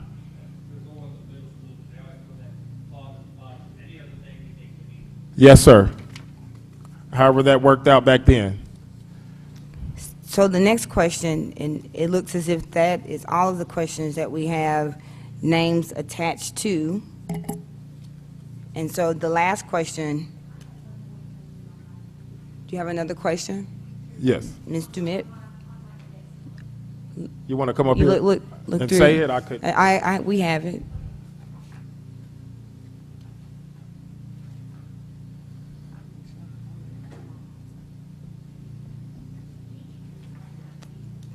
Yeah, if you wanna come, just in Ms. case. Dumit's second question reads,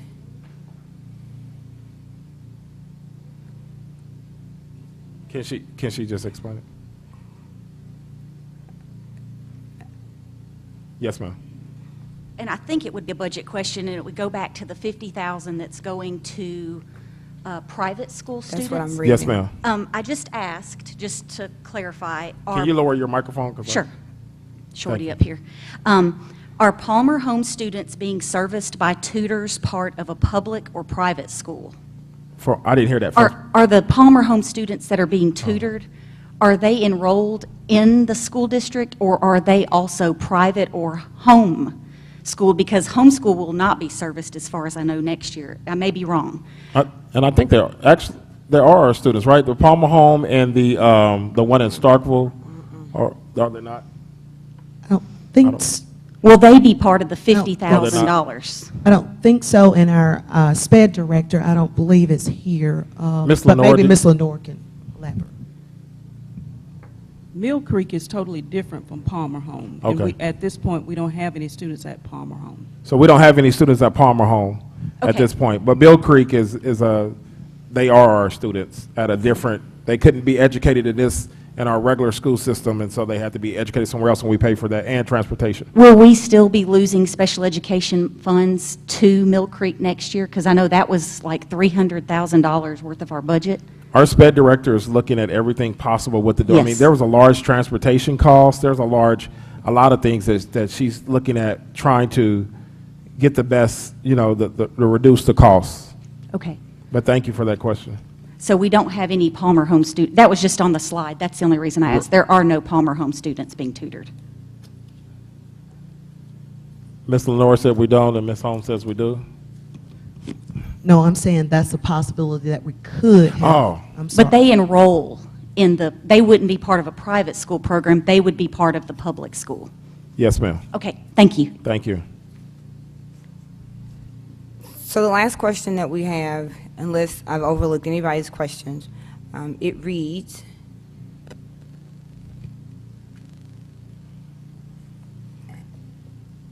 well, this one is about the Lee Middle School as well.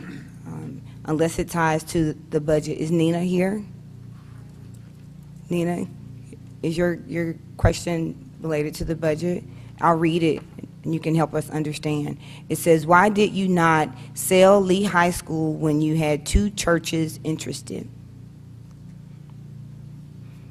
And Ms. Nina, will you state your full name for us so that we have it for the recording? Nina Post.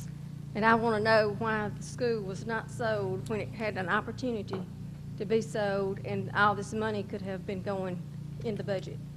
All right, thank you for your question. I wasn't here then. I didn't know that that was an option. You were here, weren't you, Mr. Spears? Yeah. May I talk now? Well, I'm sorry, Miss Nina, your last name again was? Nina Post, P-O-S-S. Potts. I'd be glad to answer. Go forward, Mr. Spears. Sure. Thank you for the question. One of the reasons, just as we're talking about local tax base, that it was not sold to the two different churches was based off the fact is that when you sell it to a church, they don't pay property taxes. So that property would, just as it is sitting there now as a former school property, doesn't produce anything into the tax base. And so we elected as a board at that time, and I think Ms. Fisher may have been the only person on this board at that time, to not accept those offers, because the fact is that we wanted to work, and it has taken some time, I do agree. Instead of getting a shot in the arm and then foregoing all that future income from it, is to work as we're doing now with various entities to try to bring some type of development or something to that particular site that would increase the amount, whether it be a hotel, whether it be a restaurant, whatever it may be, that we would be able to create a perpetual income stream from the tax base there versus selling it and being done and that's it. And those are some transactions that had occurred in the past, even before I think Ms. Fisher and I had been on here, that had gone through. And so those entities that the school, or those facilities that the school owned at the time, they collected some dollars, and they may have put it in a budget or put it in savings, but they no longer generate any revenues. And so that's why that the decision was made not to do the transaction with the churches, is because we're working to try to establish some form of ongoing property revenue on that site. All right, thank you, Mr. Spears, and thank you for your question. Thank you. So did I omit anybody's questions from the audience? Are there any other questions? Yes, sir. Do you see it, Ms. Fisher? Is it a question, Mr. Hines? Is it a question? The question I asked was, this school board and this administration, and I'm not throwing too many darts at you, it looks like it wants to run a Cadillac organization when it has a Chevrolet income. I can mention small things that they have done. For example, contracting to live stream athletic and other school events. And the advantage of that was they got 4 cameras that they could use in their Falcon Talk. Small money, but still, that was going on without this. And live streaming to me is not that important to this community. Small money, but is this board and this administration really looking at every dollar they're spending and how they're spending it so that we can look at it? Dollars add up to, cents add up to dollars, which add up to thousands of dollars. And I think this board and this administration really needs to look at it. I know they want the very best, but we want to be able to afford what we're going to have taught and the stuff they do at work. And our kids deserve the best, but that live streaming was really a year, was it, Mr. Shannon, $4,000? I mean, without take away the cameras and all those kind of things? $6,000 a year for the live streaming for our kids to be able to function a TV show, to be able to learn those skills just like you see these individual reporters.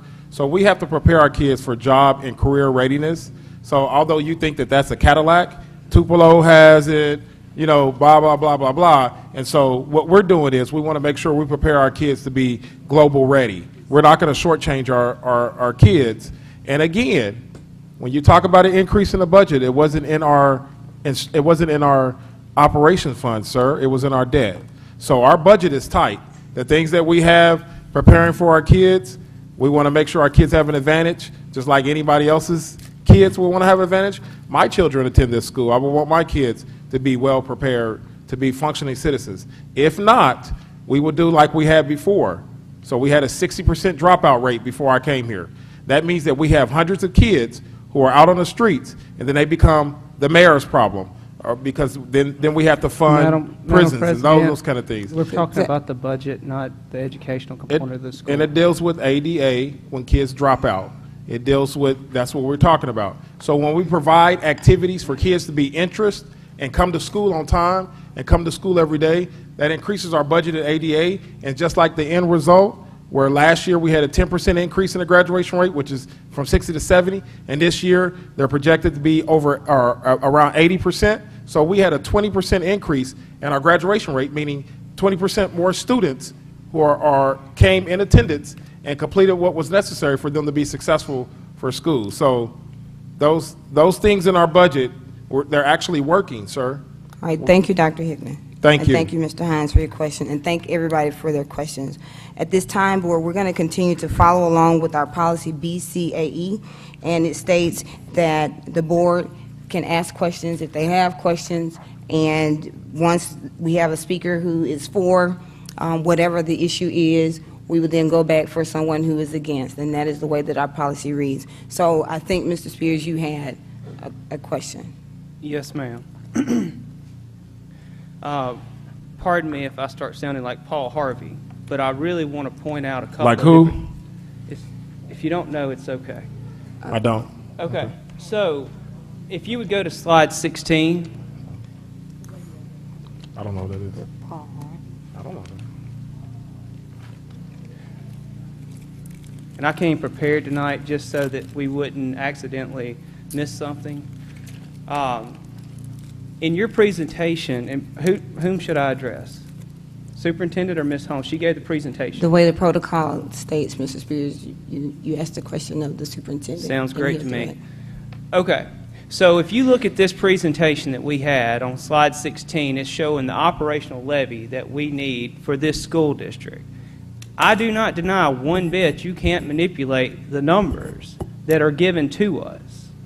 However, one thing that was my mandate upon entering this board position was to follow the numbers. And with all due respect, I know Ms. Holmes wasn't here. I know Dr. Hickman wasn't here. Here's my point. The numbers are manipulated because if you go back and look at previous years, and you build in, as we did last year, 2.5%, that increased it by about, let's see here, I've got the numbers right here. That increased it by about $290,000. Then if you go the year before that, it was increased by about $300,000+. Last year, we also included $77,000 in that amount that's still in the base that you're using in your current numbers, Dr. Hickman, Ms. Holmes. So it's very misleading to say we can't do anything about the numbers because we did something about the numbers in the past. When you look at this budget on operations and you see $11 million, and this year, from everybody's agreement here, we have been told to base our budget on local sources by $204,000. Is that correct? That is the projected. That is the millage. projected. I agree.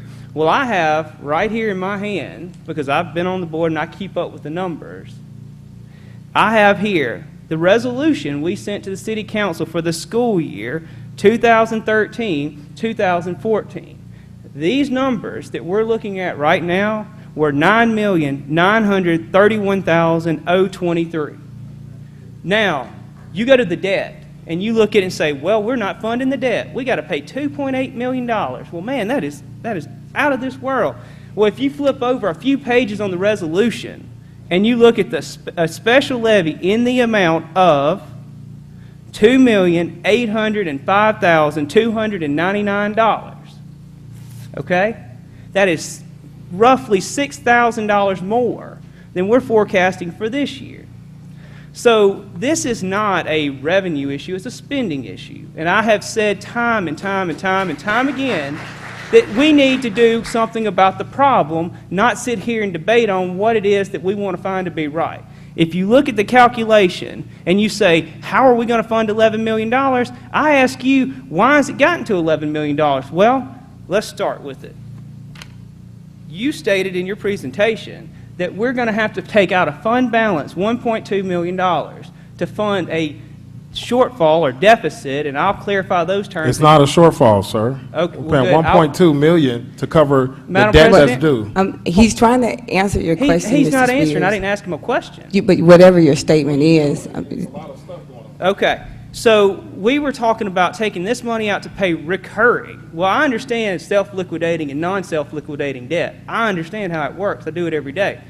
The bottom line is this. When we, for this school year, pulled forward $999,191, I think you even mentioned that, to pay out of that money $132,000. And this was one-time money. We needed to buy this stuff. $132,000 recurring, $164,757 recurring, $49,000 recurring, $20,000 recurring, $10,193 recurring. So you go down the list and you're talking about, oh, well, we've got to take this and you better get ready for next year. Well, give me a break. Because the bottom line is that you're buying and buying and buying, and you're doing these different things with money that you categorize as that, well, we can't have big reserves there. Guess what? The reserves are there for times like this. When it's raining and look around you with MAEP cuts and Federal Reserve, Fed cuts, it's raining. So that's the whole point of having these reserves. Now, I agree with you, and I'm not going to sit here and deny it. I voted to take $2.2 million and move it over so we could upgrade some of the athletic facilities. But guess what, Dr. Hickman? Not once did you come back and say, hey, when I'm doing $900,000 and $2.2 million, we got $600,000 we need to do on roofs. We got $300,000 we need to do on roofs. That's not true because we gave you. It's in the minutes, sir. Okay. Did you recommend it to the board? Sir, we gave you those projections on the roof. You made those decisions. As a matter of fact, when we went to the athletic facility, you're the one that said that we need to upgrade these facilities. You made that decision. And did I not just say that I said and I voted for it? Yes, you did, and you suggested it. And you asked me a question. Okay. You said, did I ever produce that we needed roofs? We gave you a schedule, sir. We were at Hunt when we gave you that schedule. You guys asked for it. It's in the minutes. We produced everything of our Dr. needs. Hickman and Mr. Spears. Mr. Yes. Spears. Thank you very much. No, I'm not. What was the question? I'm not. Yeah, I'm trying to get to your question so that because we're not I've here. got several questions of inaccuracies. Come in on the with presentation the questions, please, because we're not here to rehash the whole 5 years that we've been here. Just give us the first question so that we can move forward. What is your first question? We're here to rehash the last 2 years of how a debt has gone from, in 2013-14, it took a total, including fully funded and paying the debt, $12,736,322, with the mill producing $204,000 to run this district and service the debt. And now you're proposing $13 million. So exactly why have expenses gone up $700,000? Why is that? It's because we've added recurring, and don't say it's teachers. It's we've got to have this, we've got to have that, all the different lists here. But I digress. One of the things that I want to point out here is that in new programs, you pointed out this morning, you pointed out in different meetings and different things, you said that last year we could add $77,000. We don't do it if it's a negative number, correct? If it's a negative number, if it says negative $37,000 versus we could ask for $77,000, do we go back and deduct that amount? Did we go back and ask if we could take that $77,000 out of the base because maybe those new programs don't exist, they didn't work? Mr. Andrews, the numbers that you gave us, are they fudged? Yes.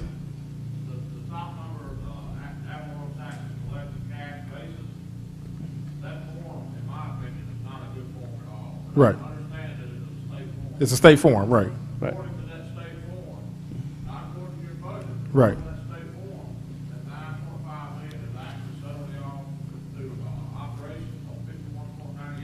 Yes, sir.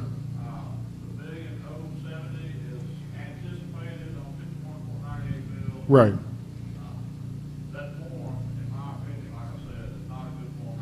But it's a state mandated form. But according to those forms, you said the numbers are correct. Anybody want to clap for that? So, Mr. Spears, you've gotten one question in, so now I'm going to have a question kind of going back to you. And we'll just kind of go back and forth. You said that when you came on this board that you had a mandate to follow the numbers. Where did your who gave you the mandate? Where did that mandate come from to follow? It was a personal decision of watching inefficiency and incompetence on the board. So you had a personal, but you were given a mandate. You say given a mandate. Myself. I give myself a mandate, a goal, something that I adhere to. Okay. Yeah, he's running for office. Well, I don't know. Did the citizens give you that mandate, or you had a? Okay. I'm just asking the question. Here's the bottom line right here. I do this. A point of order for the audience. No discussion. I do this speaking. I do this every day. I do this every day. It is my livelihood. I look at numbers, spreadsheets, balance sheets, income statements, the whole 9 yards. So when I got on this board, it was to follow the money, to follow the numbers. Okay? So that's exactly what I've done. That's how I knew that if you look in 2014, we had a total fund balance of $13 million and change. We actually had in reserves over, including the 7% that was mandated at the time that is no longer mandated, okay? We had approximately $7.8 million. How do I know that? Because I asked the whole board to resign at the meeting. How long have you been on the board? Since 2012. How long did we know that that debt was going to come, Mr. Andrews? Okay, so you actually came on the board and didn't make any changes, any suggestions with the debt and restructure it and all those kinds. So you follow the numbers, but you didn't follow that number because right now we're here faced with a tax increase, and we're using numbers to we're using our fund balance. Although you approved the fund balance to pay for $2 million something. So you are a trustee, so you're responsible for everything that happened in all the years that you've been here, sir. Well, that's good. Since you haven't been here and you've stated that numerous times, let me remind you. It's recorded, so I can go back and look at them, I wish you would. Because the fact is that, this was actually before it was recorded. Because, it's in the minutes. Exactly, read the minutes. But anyway, getting to my point here, is the fact is that when you start looking at why the amount has gone up, have we incurred any more? Okay, let me answer your question about the debt.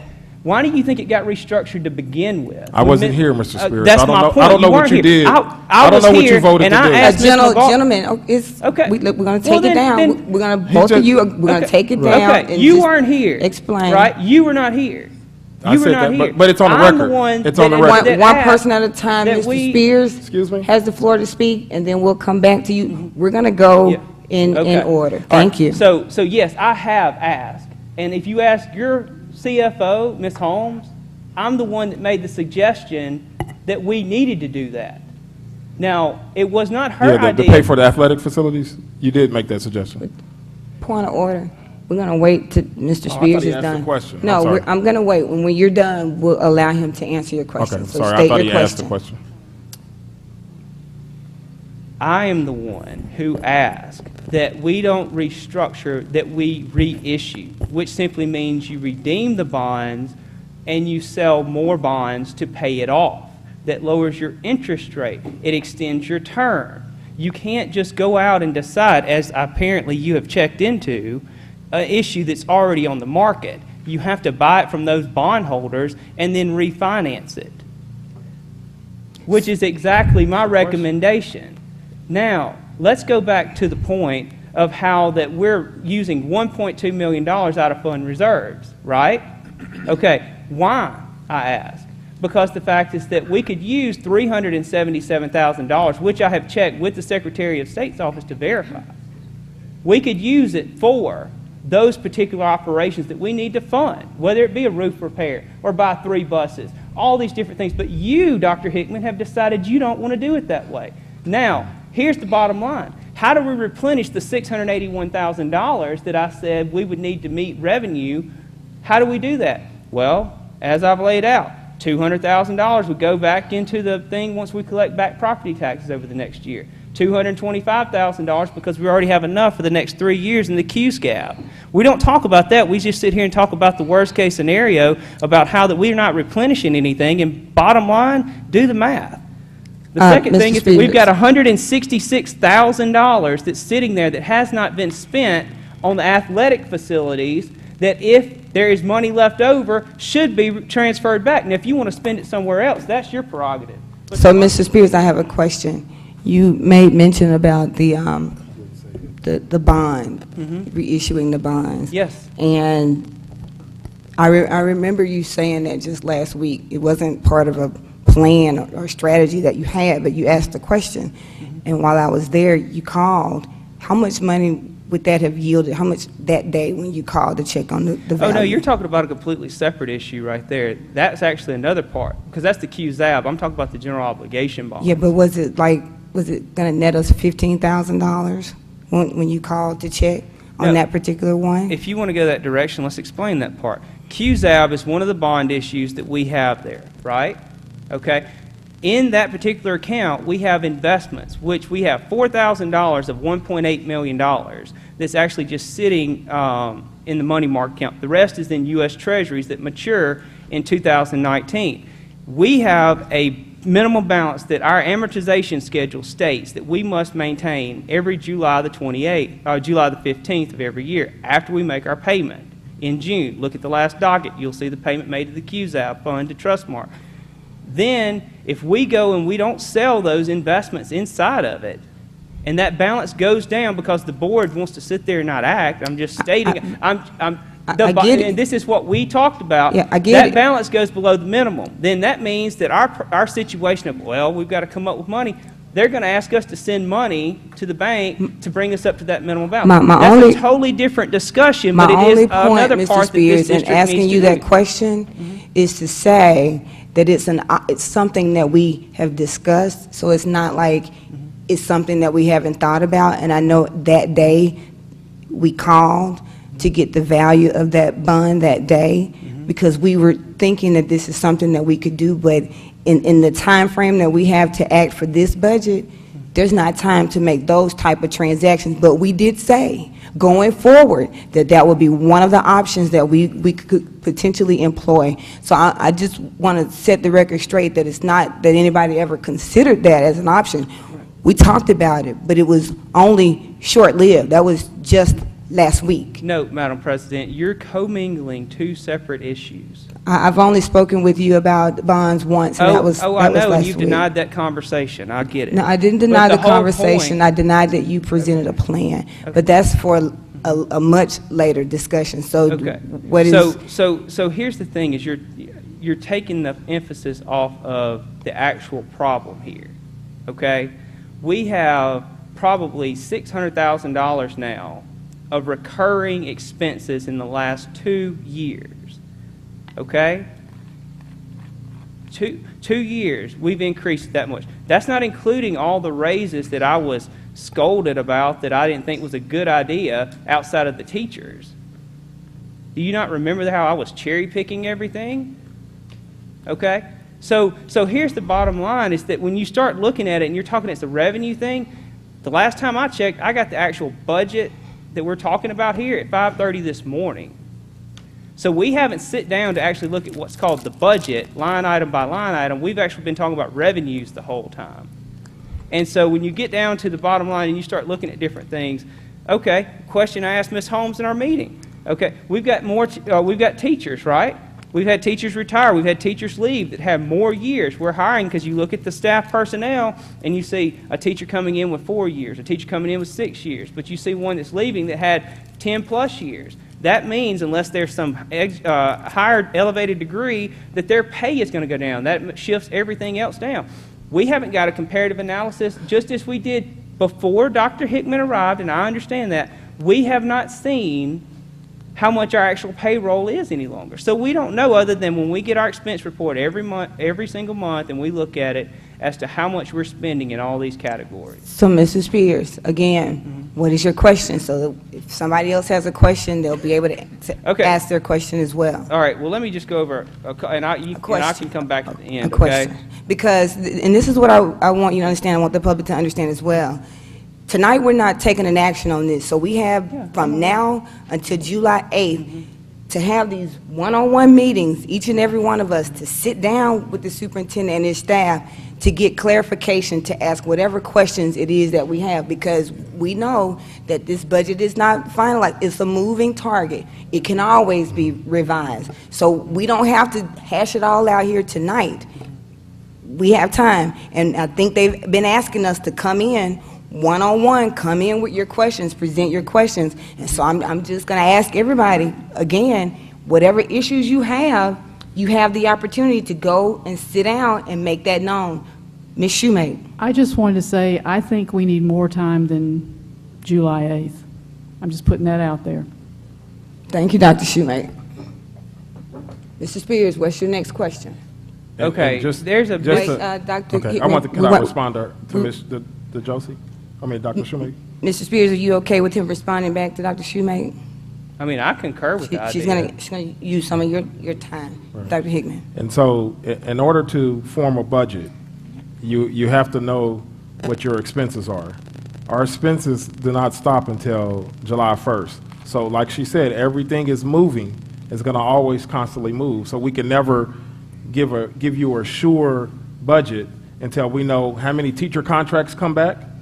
So that's given in March. They have those, that's given in May, and they have 10 days to give those back to us. So once we know the teachers, then we know our student projections, then we have to know what classes we're going to offer. All of that doesn't even come in until we're still not finished with that until now. And so there's no way, and that's why every school in the state of Mississippi has that policy handed down by the School Board Association. This is the timeline, and this is the date specificity. If you don't mind, because I missed the last meeting, because we had a policy which had the third week of July is when we adopt the budget, and now it's been bumped back to the first week in July. And I was wondering, I could sure use another couple of weeks or even an extra week to try to understand this. I've got a responsibility to, obviously, the kids, and I'm new at this. I admit it. I don't understand what's going on the way I need to understand so I can make an informed decision. Mm-hmm. And with numbers changing every day, with the budget, the millage rate coming in today or soon, right? That may change everything. So that's just why I'm bringing it up. And so, Dr. Shoemate, at that meeting on July 8th, we have the option, because the way that it will read on the agenda is consideration to approve. And at that time, if the agenda needs to be amended, or if you're saying that now, we take that into consideration, and it may not be on the agenda for July 8th. Okay. All right. Thank you. All right. And the ramification of not having a budget approved will be that we cannot start school on August 5th. Right. Right. And you can always come in. You can always come in to talk to me. Just I always have that invitation for everybody to come in or call me. I understand. Yeah. But I like it in a group setting because we get different ideas. I mean, Yeah, there's only so many people that can come in, because then it would be a quorum. Right. I've never spoken to Mr. Spears about it in 2 years. I'm going to go. Doesn't come in. Well, Mr. Spears, you and I have been dominated in the discussion, so I'm going to go to Mr. Sparks right now. We'll come back to the two of us. Mr. Sparks. Okay. Well, my question is, looking at the numbers here, you have $953,000 that was saved through attrition, basically with the teachers that retired or didn't come back or what have you, the jobs that you closed. Now, with those 15 positions, the average salary is $63,000 per position. That's the average. My concern is this: with the $63,000, are benefits included? If so, then how much of that is benefit?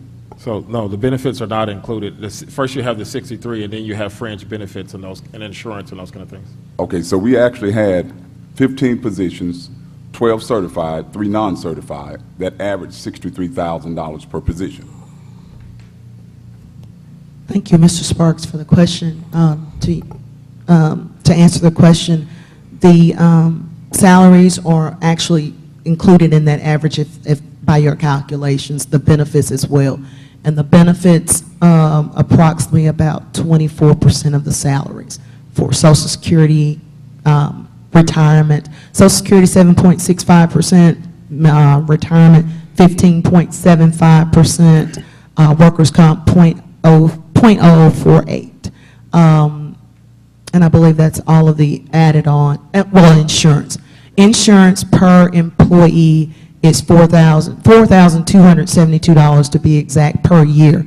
So those all get included in the fringes as well. So and obviously, if it's a retired teacher, they're not at 63. They're probably higher. Probably higher. And then you're looking at their fringe benefits. Okay. Well, my primary reason for asking that is make sure we're dealing with real numbers as far as money being saved, so that the public knows that what we're giving them is the absolute truth. Yes, sir. Okay. Okay. Okay, back to you, Mr. Spears, your question. Okay. One thing that has been stated and restated, and it was in this meeting, an incorrect usage of a word. Okay? In budgeting, you either run a surplus or you run a deficit. Okay? Now, I have checked with several sources now, from MDA all the way down, just to make sure that I am not off on base of this. If you have a shortfall, it is not because you budget too much and don't have enough money to run your budget. Okay? So, in the past, I understand that that may have been, before we were on the board, that may have been a practice.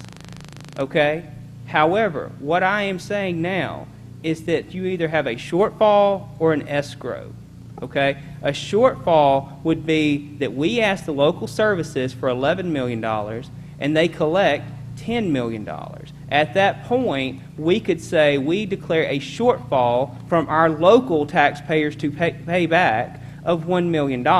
For whatever reason that caused it, we needed it, we didn't get it. Now, the second thing is on the escrow question, okay? We get an estimate and we base our request to the city off of that estimate. We asked for $11 million, correct?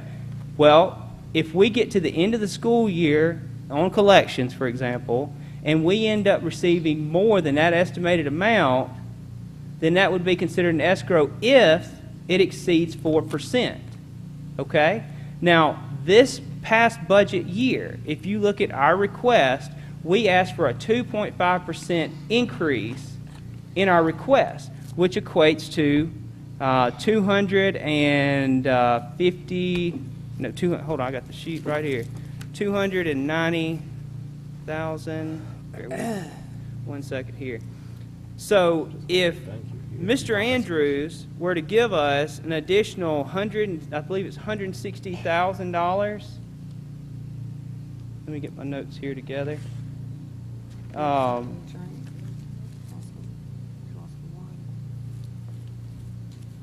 Were to give us over $160,000, then that would exceed the additional 1.5% we have left in this year, which means that we could have escrow. It wouldn't just be as cut and dry as saying we don't have escrow. We could have escrow. And if you go back to how the numbers are right, if you'll go back to slide 16, please. And state your question, Mr. Spears. What's your question? What's your question? I'm waiting on slide 16. Do you know what your question is? If you go and you look as far as that it is listed on there that we, the board, would approve a request that says we had no escrow in this year, and that may not ring true, we would be, in my say, fudging the numbers to collect an additional $100,000 or whatever the number is over that. I think it was 68,000. That's how much he has left to give this district to get our full funding. $68,000 is what we are below what we requested. Is that incorrect, sir?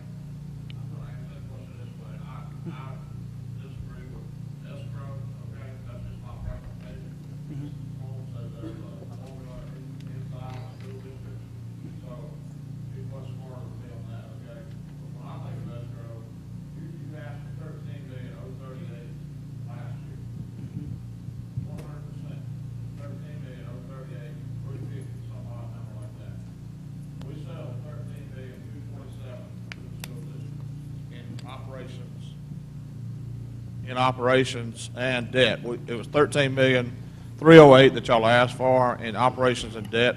We settled $13,227,000, some odd number, to the school district. That's $189,000 more than the school district asked for last year. This year, ending today, June ended today, I've talked to Ms. Holmes on May 31st and numerous times since then, but anyway, it takes $68,000 for the month of June to meet your budget for this year.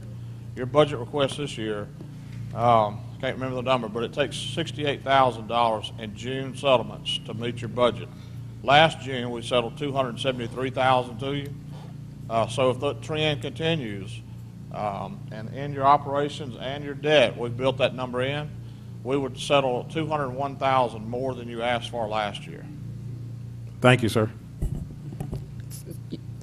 Thank you for question? informing the public. It wasn't a question. So thank you. Ms. Fisher, do you have a question? I do. Excuse me. I do have a question, but I have a statement just before I present that question. We have sat here and talked about costs that can be measured, but we have failed to talk about the costs that cannot be measured. And it may disgust some people, but it needs to be discussed. And that is that if we don't educate our children, then if we don't graduate our children with a sound education, then we're falling short of our responsibility, our true mission for being here. I'd also like to state, I was taught by my mother that if wishes were horses, then beggars would ride. Mr. Spears, why was it so correct for you to have a $1.9 million wish list under your presidency that you supported, that the board refused to approve? But wait a minute. 1.9. But I think when you talk about the recurring cost, and yes, they are real, we're talking about technology enhancements for our children. We're talking about giving them an edge up on using the technology that governs the operations of this world, this global society, and you would say those recurring costs, or intimate that those recurring costs are not worthy? We're talking about iPads. We're talking about tablets. We're talking about giving our children tools from the 12th grade down through, I believe, the 3rd grade. That is worthy. Now, as a board, yes, we should suggest ways to the superintendent to balance the budget so that those monies that we do spend are spent correctly. Right. But the bottom line is, it must be for our children, not to look good to the mayor or city council, because if you don't pay up front, you will pay on the back end. We see that right now. We see how much it costs, and I'm not finished. We see how much it costs to incarcerate one person. And I'd rather see my children, and I say they're all mine, I'd rather see my children pressing buttons on an iPad than pressing the steel on a cell door. And I think that's what we need to look at. And we should be responsible in how we do that. But the bottom line is, it must be done. May I? Do you have a question? I do. Okay. Okay.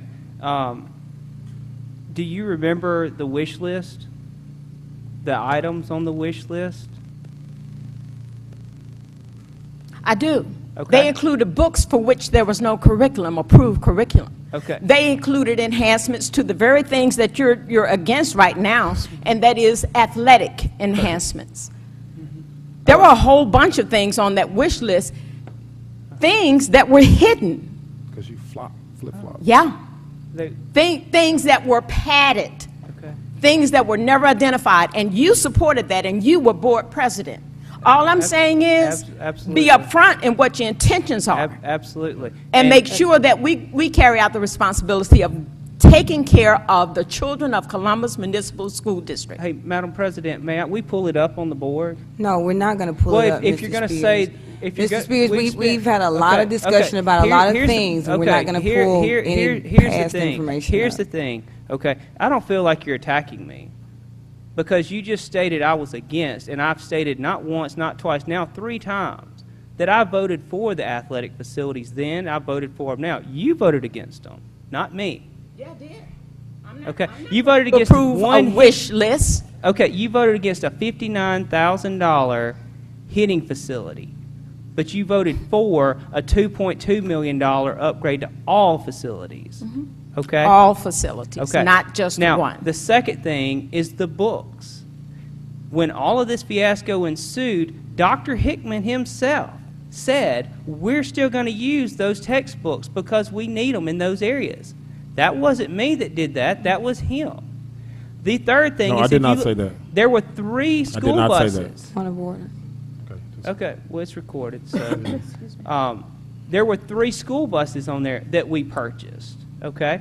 Now, you're talking about how our budget's gotten so expensive right now. Last year,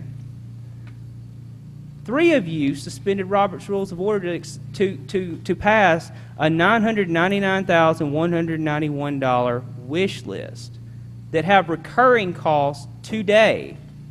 It's right here. You can get it off your board book. It's nothing that I have tucked away. You that's mean like only for band me. instruments and those things, right? Oh, yes, Oh, okay. absolutely. Okay. Okay. That's reoccurring. And so out of $999,191, when you go down the list, we spent $91,900 on school buses.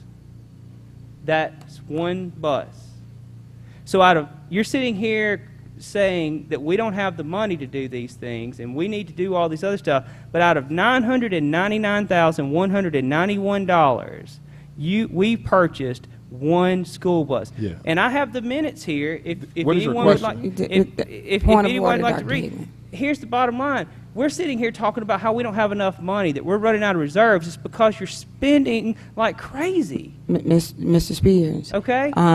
So this is what I just like to could I answer that? this is what I'd like to recommend, because you sound like you have some really good points, and I I think make 'em and every we're so meeting. what we're rehashing is stuff that we've done for the last 2 years, and so my That's recommendation. that's the things coming home to roost We right now. we look forward to your son next year Excuse going me. to our school district, right? Point of order, Dr. Right? Hickman. Point I of think that's order. out of line. I think Okay. that's out of line. Point of order, Dr. Hickman. Thank you. So We look forward to it. So what we want to do, Mr. Spears, what my recommendation is, and to everybody else, because our time has been well spent, Yep. and whatever issues we have, board, we can take those issues directly to the superintendent and to the business manager for whatever input, which is, we're still in that process right now. This is what this time frame is for right now, is to have those one-on-one meetings and to get your questions resolved. So You can't fund this budget. we've You had can't good fund this discussion. budget because Mr. you Spears, spend you're out, too much money. Point of order, you're You out can't of line. fund it because you spent. Mr. Spears, You you're, me out? you know what? I wouldn't even stoop to your level like that. So you're out of line. Board, at this point, I would like to entertain a motion to adjourn the meeting, if it is your pleasure. And that everything that we have from this point, just like we've done every year at this time, we will have our meetings, and we will have our input, and we'll have our discussions, and we'll be back here for whenever we take it up for consideration to approve. Is there a motion to adjourn? So move. Has been motioned by Mrs. Fisher. Is there a second? Speaking to your mic, please, Mr. Sparks. Second. Has been seconded by Mr. Sparks. Is there discussion? Yes. Mrs. Fisher. Madam President, I would just like for the public to be informed that those questions that require follow-up information will be supplied to them. And if you'd like it to be supplied via email, then we need your email. If you'd like it to be supplied via mail, then we need your mailing address. But they will, your answers will be given to you. Are these going to be posted also for the general public? The Answers to the responses? questions? General public, yeah. Right. No, I mean, well, it sounded as if you were just going to send it back directly to whoever asked the question. Will these be posted on? I think that's a great idea. Yeah. Well, we said that earlier in the Oh, meeting. sorry, that we I would missed it. collect Okay. all the questions, type them that's up, right. She and we'll wasn't- have the yeah. responses No, uploaded to our website. Still trying to get it. So if there's no more discussion, all in favor of the motion to adjourn signify with your right hand. All opposed? All abstaining? The motion does carry. Meeting is adjourned.